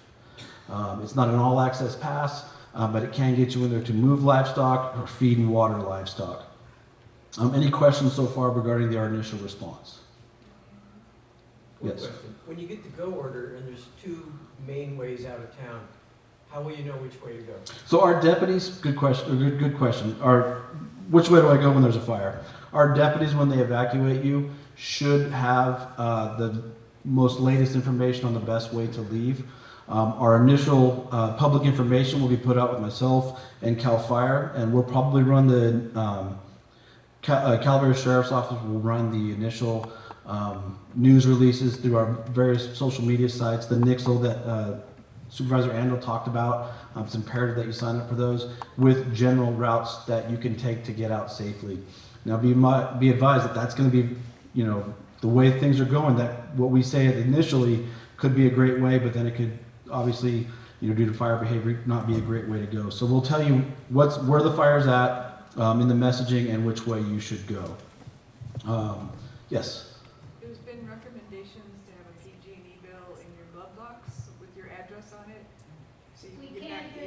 So the question was, should you have a PG&E bill or a bill with your address so you can get back in? And I can tell you it won't matter. Once we put up evacuation zones and they're under orders, we're not going to allow people back in until it's safe to do so. Couple reasons. One, it could hamper suppression efforts. Sometimes firemen put out hoses across the road. They're thinking of fire safety. There's reduced visibility to the smoke. They're parking their trucks wherever they need to. And if we have residents coming and going, that's going to put them in danger. It's going to put you in danger. So if there's an evacuation order, we will not let people in unless you have the emergency pass. So to that, some people might say, well, then I won't leave. That could put you in a bad way. I mean, look at the Calfire. We've lost a couple hundred people in the Calfire. Butte County's been impacted tremendously. Staying at your house is not a viable option because we've seen a lot of people lose their lives staying home. So when there's an order, please go. And we talked about, before I came, I talked with Eric, our OES director. He wanted me to touch on the evacuation passes. So what happens in a fire? We evacuate an area, and what we do is we call in the law enforcement mutual aid program throughout the state of California, and we get deputies from all over, officers from all over the state in a coordinated effort to help patrol lands that are evacuated so there's no looting. If you put that, when you leave, we want you to put that tag at the end of your driveway for a couple reasons. If we put out a message and you're responsible and you leave during that order, we can go up to that area because we only have 4 deputies working a shift initially. Instead of knocking on every door, if you put that tag at the end of your driveway, we know that place is evacuated and we can move on to the next place, and it just expedites our response. What it also does, when people come from out of the area, people meaning deputies, and they're patrolling and they see that tag, they'll do a walk around the house because they know nobody's there. And what they'll also do is if they see a light on at night, they know nobody's supposed to be there, and they can focus their efforts to take anybody to jail that needs to be there. Excuse me. And make no mistake, we've talked with our district attorney's office, and our sheriff has given clear leader's intent. If anybody goes into an evacuated area, they're going to jail. We're not going to cite them out. We're not going to play games.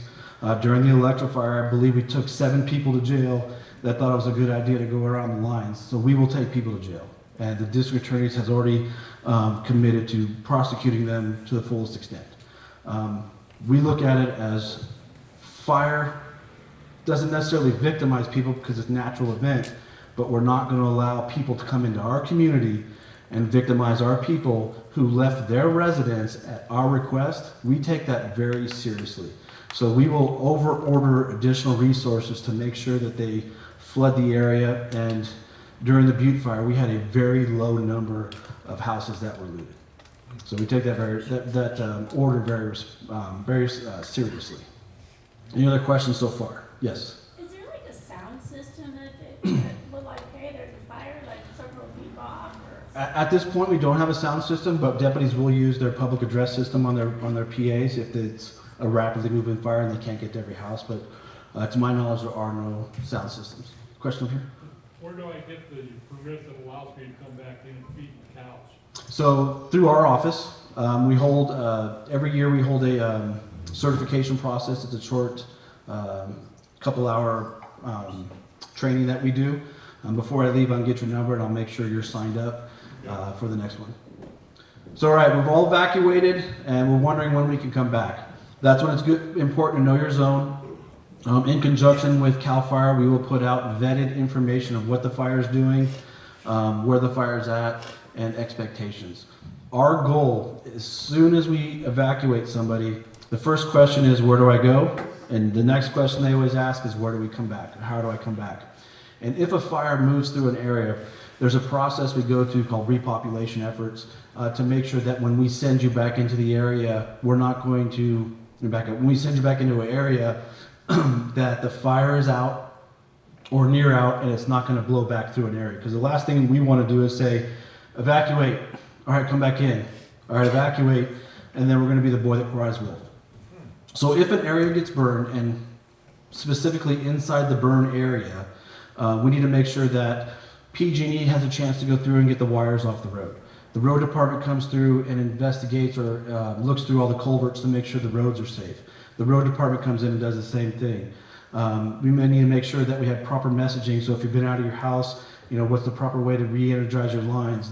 There's a whole slew of things we go through to make sure that when we send you back into your house, it's number one, safe to go to your house, and it's safe to be in your house. And part of that messaging will come out is, okay, we're releasing zones. I said 45 through whatever earlier. Those zones are now reduced to warnings, residents only. And as the fire expands, we'll also contract it as needed. So if fire gets a hold on it, and the fire personnel get a hold on it, and we had some projections that were warnings, we will drop those as soon as we can, and we'll get you back into your home as soon as it's safe to do so. Questions so far? Yes. There's a lot of websites out there to identify where the fires are when you're sitting around. Is there any one specific website that is good to go to that is up to date? Calfire. That nifty little card and that picture I showed on my slides that looks like this, there's a whole section for Calaveras County. One of the links is the evacuation map. That is the official map. So that is based on the decisions that the Sheriff Department has made. So yes, Calfire is the lead on where the fire is at immediately. There are some websites out there or apps out there on your phone that you can get. I know Watch Duty is very popular. It's generally pretty accurate. They rely on scanner traffic and capturing things that are said. Unfortunately, the way it works is if I hear something and I'm not disparaging Watch Duty because I use it myself, they'll hear scanner traffic of the IC is requesting this, the IC is requesting that, and sometimes, and I'm not a fire person, they might request 5 dozers, but then only need 2, and then the app sometimes doesn't capture 3 returned, only 2 stayed, so the magnitude of the fire could be skewed from what you see. It's very good because it's geographically activated, so if you're not home, the Watch Duty app, if you're up in Siskiyou County, for instance, it'll notify you that something's going on. And it's a good tool to say something's going on, go to your governmental website to find out exactly what's going on. And it's that awareness. Rick asked me to talk about what can you do in your areas to make sure some of the programs we have. Neighborhood Watch is a good program we have, and one of the key things for fire is in your neighborhood, start a group chat with the people that want to be involved, and that helps spread the information. You could be on your tractor or outside or taking a nap and not hear the initial response, but if there's a group chat, people in their immediate community, whoever hears it first can splash it out through the group chat to get that information out so we don't leave anybody behind, or somebody's not left not knowing what the fire's doing, specifically with our limited access points. Questions so far? Okay, so once you're at home, once the fire is lifted and safe to do so, you're going to come home. You're going to come home with some specific messaging from Cal Fire and our local OES department of what to watch out for. Sinkholes, fire holes, it's not the correct terminology. Stump holes, thank you. What to watch out for and restarts. And then once you're back in your home, we're still going to continue some patrolling because not everybody might return at the same time, so you might run into some deputies coming through. So that in a nutshell, what happens prior to, during, and how to return to your home after it's repopulated. I'll be here for a little while longer after the presentation if you guys have any specific questions or comments. Yes? Good question. The You Are Not Alone program. Oh, thank you. People might like to know about it, and would that serve a function in an emergency like an evacuation? So the Calaveras Sheriff's Office has a program called You Are Not Alone, and it's a way to interject or interact with people who are isolated. It's not uncommon specifically during wintertime, hey, the power's out and I haven't heard from my loved one in several weeks. And we'll say, well, when's the last time you talked to them? It was 6 months ago. So we'll go up and check on them and make sure they're okay. But we recognize that there's an issue with people that don't regularly talk to people or have interactions with people, that their either cognitive decline can go down or just their somebody noticing that they might need some help. So we implemented You're Not Alone, where if you have a loved one, we can arrange for one of our volunteers to go up and meet with them and you discuss the program. We'll call them periodically, we'll stop by periodically, we'll check on them, and that gives them, one, somebody to talk to, somebody to say, hey, can you hook me up? I have all this brush, who do I talk to about getting this brush out? Well, we can, have resources, and just that bridge between staying in their home longer, not monitored, but somebody checking in on them, and then having to go to some definitive care. So it's a program we offer free of charge, just to make sure that our vulnerable population is just somebody's keeping in touch with them. Because sometimes, when you're isolated and you don't talk to a lot of people, you don't realize that, hey, did you realize your deck's falling apart? You have propane tanks stacked here. Just being that other, human contact, if you will. Are those contacts a part of your evacuation management? It can be. To be honest with you, at our initial onset of the evacuations, we're going to knock on every door. But we can go through and query who is part of that You're Not Alone, who may not have been contacted.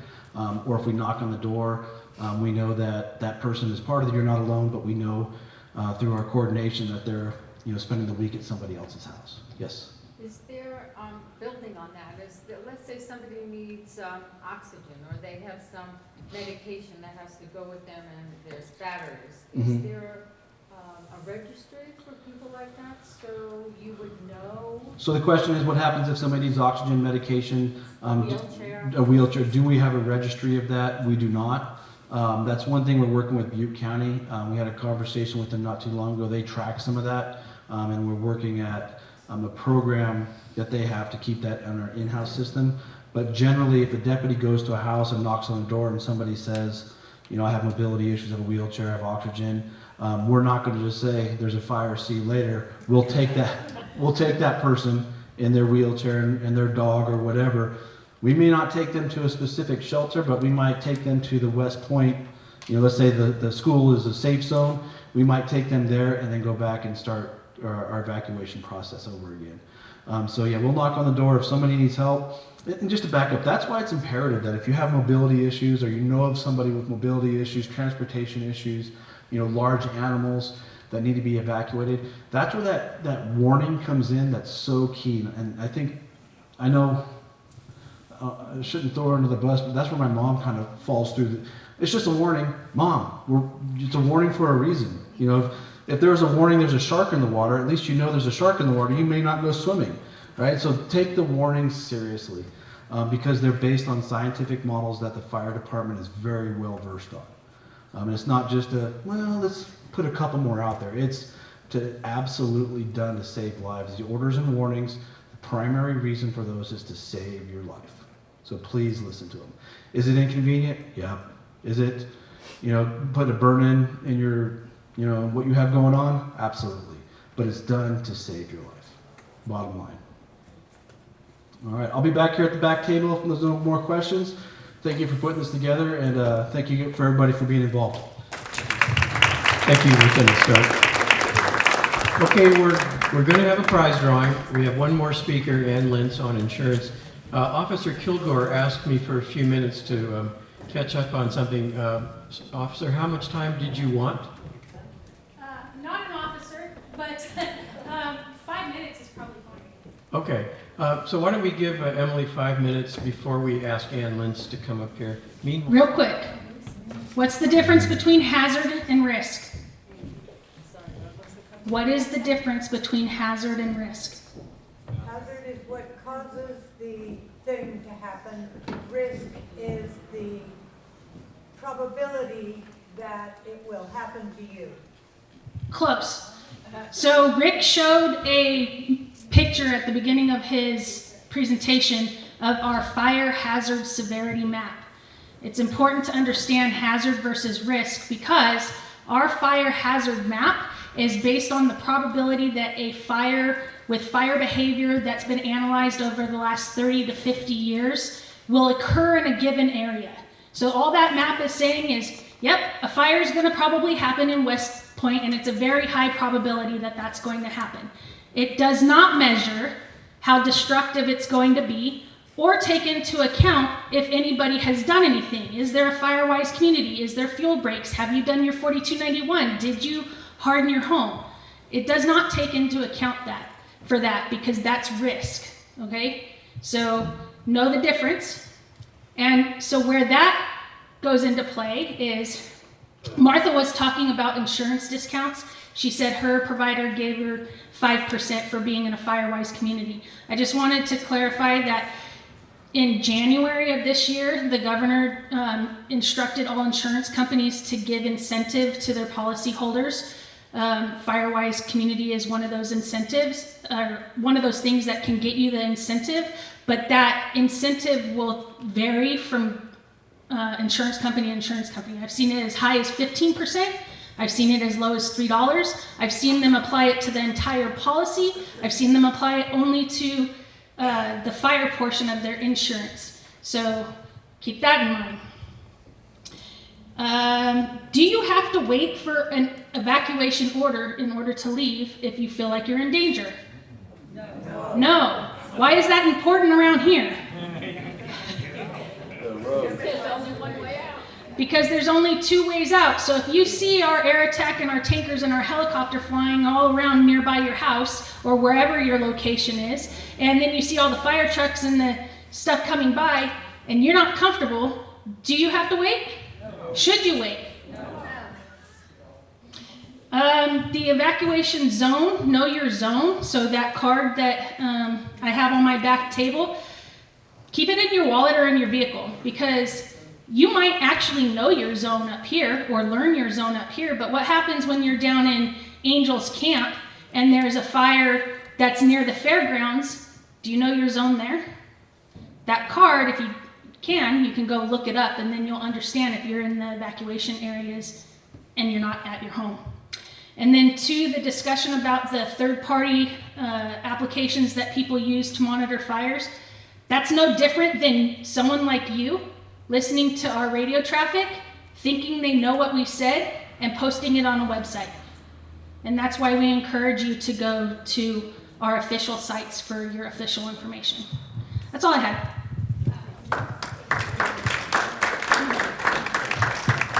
Thank you, Emily. We're about to hear from Ann Lentz. Real quick question. If anybody's brave enough to stick up a hand, is anybody here thinking they will look into what it takes to start a Firewise community in their neighborhood or on their street? 1, 2, 3, 4, 5, 6, 7, 8, 9. That'd be cool. It'd be nice to see some of those signs around town here, and not just when I drive through Sheep Ranch.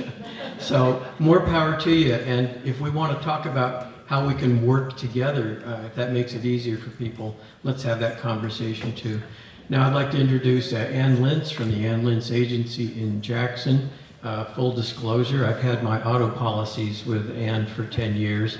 And when I was dropped from my home and property insurance, it was not through her agency at all. It was a completely different insurer. So a very nice person. I've had very good experiences. And she was kind enough to volunteer herself to come and give us a perspective on the insurance situation in California. Ann Lentz. I'm probably good. Okay, so I'm between you and lunch. The best place to be. I guess it's better than after lunch. So I always try to give kind of a historical perspective. I've been in insurance for 36 years. And I have been in Amador County for 21 years. So I have worked the Butte Fire. I've actually worked the Santa Rosa Fire, worked the Paradise Fire. By working, meaning going into agents' offices and helping them out during the fires, going to the disaster areas and helping. Butte Fire, obviously, we were actually the command center for a while because they have to bring in big rigs to get everything going. So I've learned a lot about fires, and I've been working at the state level trying to make changes, and hopefully things will happen someday. But I want to give you kind of a perspective on part of the problems of what happens in what's happened in California, what's happened in this country. So it all harkens back to 1988 when Proposition 103 passed. And the insurance commissioner became an elected official. And that kind of makes it much more politicized than a lot of states are. It complicates things to some degree. good or bad. But now, good or bad, all rate filings must be approved. Rate filings can sometimes sit for years, where insurance companies have filed that they need rate because they're not making money or they need to do whatever. And if they sit for years, insurance companies tend to kind of shut down on wanting to insure. There's a lot of political maneuvering that goes on with all those. I'm sure you've seen news. I happen to be a State Farm agent. I'm not here as State Farm in any way, shape, or form, though. Approximately 15 years ago, Allstate kind of saw the writing on the wall. They may be one of the smarter carriers out there, but they saw the writing on the wall and they basically said, hey, we're out of the foothills. We're canceling everybody. And that happened. And then the Butte Fire happened. And that was kind of the first big Northern California fire since the Oakland Hills fire. And it was a really big deal, that Butte Fire. And a lot of companies said, whoa, we're really out of the foothills. And they canceled. People were getting cancellation notices while the fire was practically still burning. It was pretty incredible what was going on. And to the Department of Insurance credit, they did a lot of maneuvering to make sure that that couldn't happen in that format again. And then we had the Santa Rosa fire. Very personal experience with my daughter calling me in the middle of the night. She lived in the middle of Santa Rosa, saying, Mom, we're evacuating. I said, honey, no, that's for the people outside Santa Rosa. You need to stay put. And then stayed on the phone with her for half an hour while it rained fire on them. And luckily their house didn't burn down, but it sure came close. So then we had the Paradise Fire. Everybody knows about that one. 22,000, yeah. And people from Paradise moved here because it's very similar to the way Paradise was. I grew up in Paradise. Okay. And they were so in denial about, to an extreme. Extreme, yeah. I looked at moving to Paradise a long time ago and we drove through and we're just like, what's going on? Not safe. But yeah, there's a lot of areas around here that somewhat resemble Paradise in so many ways.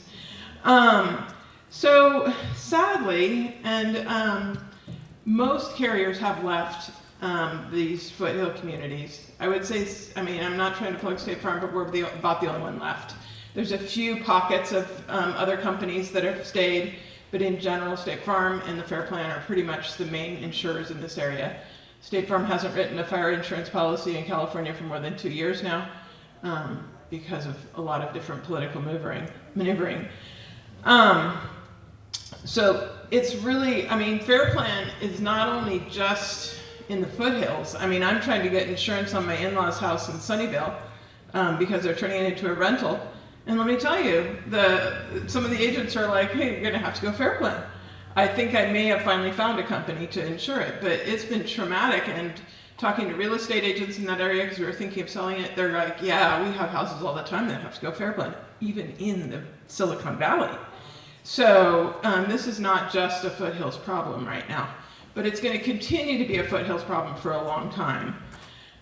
So things that are changing, these are super exciting to you guys, but insurance companies want to be able to charge for things that they can in 49 other states. They want to be able to insure for their reinsurance cost. They want to charge for the reinsurance costs. They have to buy insurance for their insurance because if the loss is $2 billion and you've only got $500,000, you need to have somebody else helping you with that extra. They also want to be able to forward model. In the past in California, all we could do was backwards model. We could only say, well, there's been a fire here, so maybe there's going to be a fire here again. We couldn't say, hey, the fuel here is really bad. We think there might be a bad fire here. So that's just been changed. So Fair Plan, the Palisades fire happened, and that was kind of everybody's worst nightmare. It was predicted. People knew that something really big could happen. And the Palisades obviously is the worst of the worst because it's very, very valuable homes burning and pretty much just destroyed. Altadena was a little different. It's, again, Palisades, everybody knew Palisades was kind of a disaster waiting to happen. They have the Santa Ana winds. They have all kinds of things going on there. But Altadena was kind of like Santa Rosa. And that, you know, that I think the fire people here will say, I mean, you know, those ones that get into the subdivisions, those are the biggest nightmare of all, because trying to put out a fire in a subdivision. So ideally, people who live in subdivisions would have to pay more money, right? No, because we don't know where that subdivision is going to be that's going to burn down. It could be Livermore, it could be Santa Clara, it could be LA, it could be anywhere. But we do know that up here, it's a lot more risky. And so insurance companies don't want to insure up here because they know it's very risky. And they hopefully, with the changes that the state has made to where they're supposed to make it to where it's easier to get rate, to where it's easier to model properly and to include reinsurance in your costs, insurance companies will come back into this area. I don't want to say if insurance companies come back into this area, it's going to all go great, because what's going to happen is they're going to be charging a lot of money. I mean, that's just the reality. So what do you do to get out of the FAIR Plan? Right now, there's probably no way to get out of the FAIR Plan. If you have the FAIR Plan, you're probably stuck with the FAIR Plan right now. Always, always, always know that if you have the FAIR Plan, you have to have a secondary policy. A lot of different brokers sell that secondary policy. I don't sell it, but most brokers do.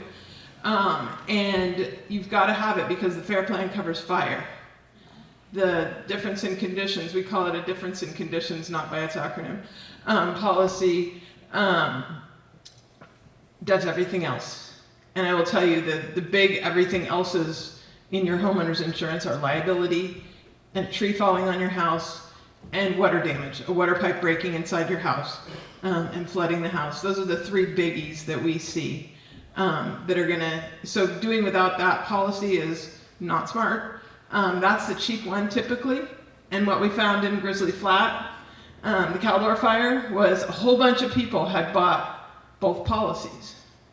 And a whole bunch of people didn't pay the FAIR Plan policy when the renewal came because, oh, it's really expensive. I should just buy this cheap one. I should just pay this cheap one.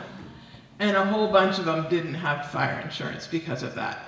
So they had the small cheap policy, the $2,000 policy, but they didn't pay the $5,000 policy.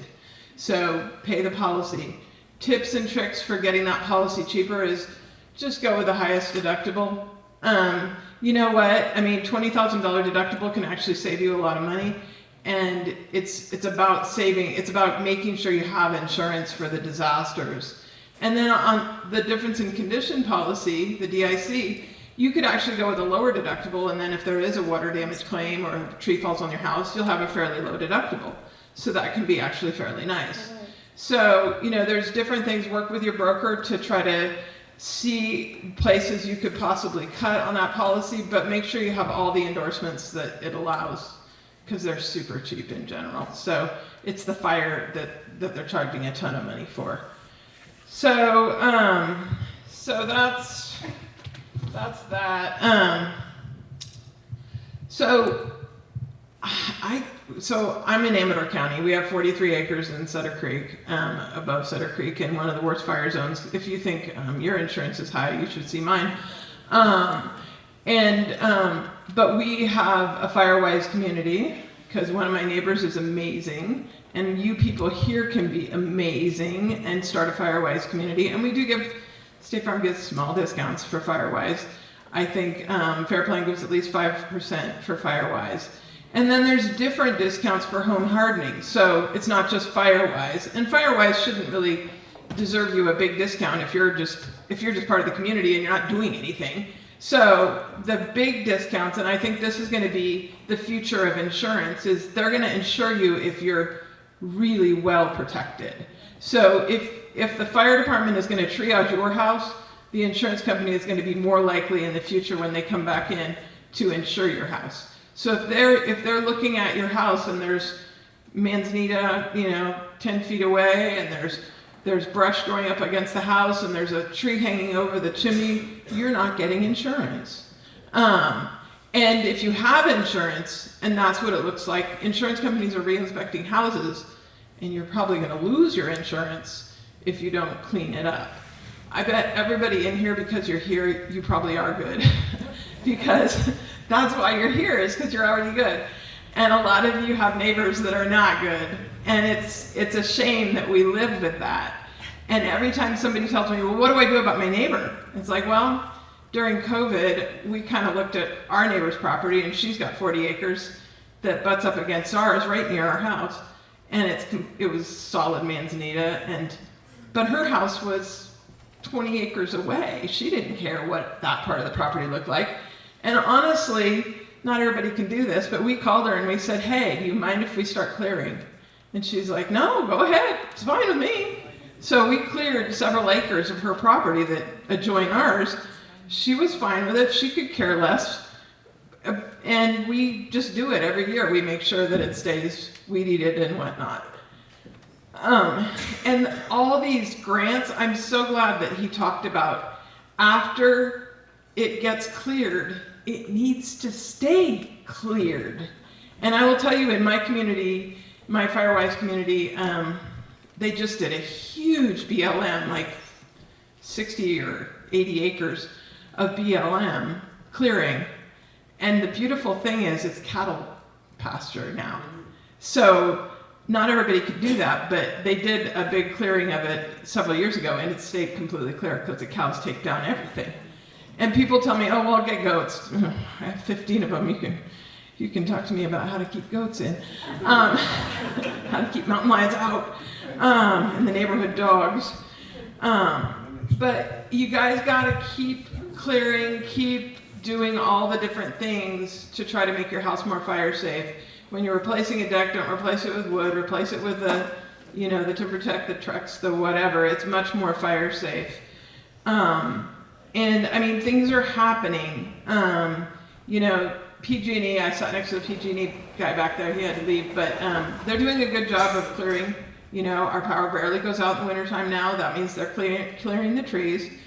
I will say, in my neighborhood, like 5 years ago, I put a big sign up on my mailbox, the gang mailbox where everybody picks up their mail, and we have probably 60 houses that pick up their mail in that general vicinity. I just put a big sign up saying, hey, I'm starting a text group. If you want to be part of it, text me. And we now have 100 names and 100 phone numbers, and 2 of us manage it because it's a spreadsheet, 5 different. AT&T only lets you do, or Apple only lets you do 20 texts at a time. But that saved a couple houses recently where one of our neighbors, there was a fire on his property, and he immediately called the neighbor across the street who's got a giant D8 or whatever that earth mover is, and he had it surrounded before Calfire got there. So he knew they're not friends, let me tell you, they are not friends. But he knew his number, and he knew he had a giant tractor and knew how to use it. So he called him immediately, and he was there immediately. So that kind of thing can happen, but also I think we have, virtually 90% of the community is on this text group, and up to 2 miles away. But it's so awesome to have that resource and to know immediately what's going on. And I would suggest at least 2 people, and we warn each other when we're leaving town. I'm out of the country or I'm out of town, you're gonna be responsible. And then we feed it to all 5 groups, and that's been huge. So that's not very insurance-y, but it is really important. Okay, if you're looking for insurance, you get canceled, don't just call one broker, and call the local brokers. There's some great brokers around, but call 2 or 3 of them. Most of them are going to tell you fair plan, and they're probably right. If they tell you non-admitted carrier, or if they give you a carrier that's not the fair plan, your first question is this an admitted carrier? Because more than likely it's a non-admitted carrier, and then I want you to just go in with your eyes wide open. Non-admitted carrier means there is absolutely no financial backing if they go out of business. So Merced Mutual was an admitted carrier in California. Paradise Fire, they declared bankruptcy the next day. They had 75 losses. That's all it took for them to declare bankruptcy. Declared bankruptcy, and people got, from the guarantee fund, they got money. So most of those people were made whole on their insurance. But if it had been if Merced Mutual had been a non-admitted carrier, nobody would have gotten any money. They would have been at their bankruptcy court hearing trying to figure out whether there was any money left over in this company, which there probably wouldn't have been much. So there's a lot of these non-admitted carriers that are out there. And if they go bankrupt, I mean, it might not be this fire, but the fire right before them, you know, they might be in the process and then whoops, there's a fire here and whoops, you're out of luck. And now you're dealing with their offshore account bankruptcy. So I'd rather people go with a fair plan policy, which the state is not going to let fail, and the difference in conditions. If the difference in conditions policy, the DIC policy is not admitted, that's not the end of the world. That one is probably not going to fail based on you putting in a claim on your water pipe breaking in your kitchen. So, and you'll probably have warning if they do, because sadly, even the difference in condition policies are getting harder and harder to get around here. So, so basically, I mean, I think Calfire does an absolutely amazing job. I don't want to throw the U.S. Forest Service under the bus, but Calfire does an amazing job, and they just keep getting better. And I think that's the best thing. And listen, I had somebody the other day who told me his house is never going to burn. He actually lives in my neighborhood. He says that he knows what he's doing, so he doesn't need insurance anymore. And by the way, he's going to stay and fight it. And I looked at his age and I thought, well, that's going to go really well for you. So, you know, staying and fighting it, if you're smart and you really know what you're doing, maybe. But most of the time, I mean, if you watch those Palisade fire people that said, I'm staying and fighting the fire, it's like, oh my God, did they even survive? Because it's pretty crazy. So staying and fighting it, if you don't really have the wherewithal, please don't do it. It's not worth it. So any questions? Y'all are going to do your Firewise communities and going to be brilliant and pay your insurance and make sure you don't pay it late. How much is State Farm going to go up next month? They have an approved rate for 17%, and that is it's because your house goes up with inflation every year a little bit. It ends up being close to 20. They have a rate sitting for about 13%, and then sadly, and this is every insurer in California that is admitted, we're going to be passing on some cost of the Palisades fire and the FAIR plan, because the FAIR plan basically went bankrupt, and their solution is insurance companies hand over money, and then the insurance companies are allowed to pass that. This is not new. I mean, this is in Florida. I know a lot about hurricane science now because I've done a lot of research on what Florida does. Because you need hurricane insurance in Florida, right? Because there's going to be a hurricane. When Florida runs out, when their insurance policies run out of money, they assess every single policy in Florida. So if a business policy, a motorcycle policy, a boat policy, every single policy in Florida gets assessed to help pony up money for the hurricane insurance that they offer through the state. So it's an interesting problem. These disasters are getting worse and worse and worse over the years. We don't have to argue whether there's global warming or why it's happening. It's happening. So it doesn't matter why. Nobody should care why. It's happening and we need to prepare for it. So, and it's not going to get better. But some of the stuff that clearing is doing is amazing. I mean, thank everybody who works on those projects, and thank the Firewise communities and the fire safe councils. They're amazing, and it's all volunteers, and it's just thankless work. Thank you. Thank you, Ann. Ann's going to be here if you want to speak with her directly about any remaining questions. I would like to thank everyone for coming, participating, for your kind attention, for all of the contributions that our agency representatives and public officials provided. Thank you, thank you, thank you.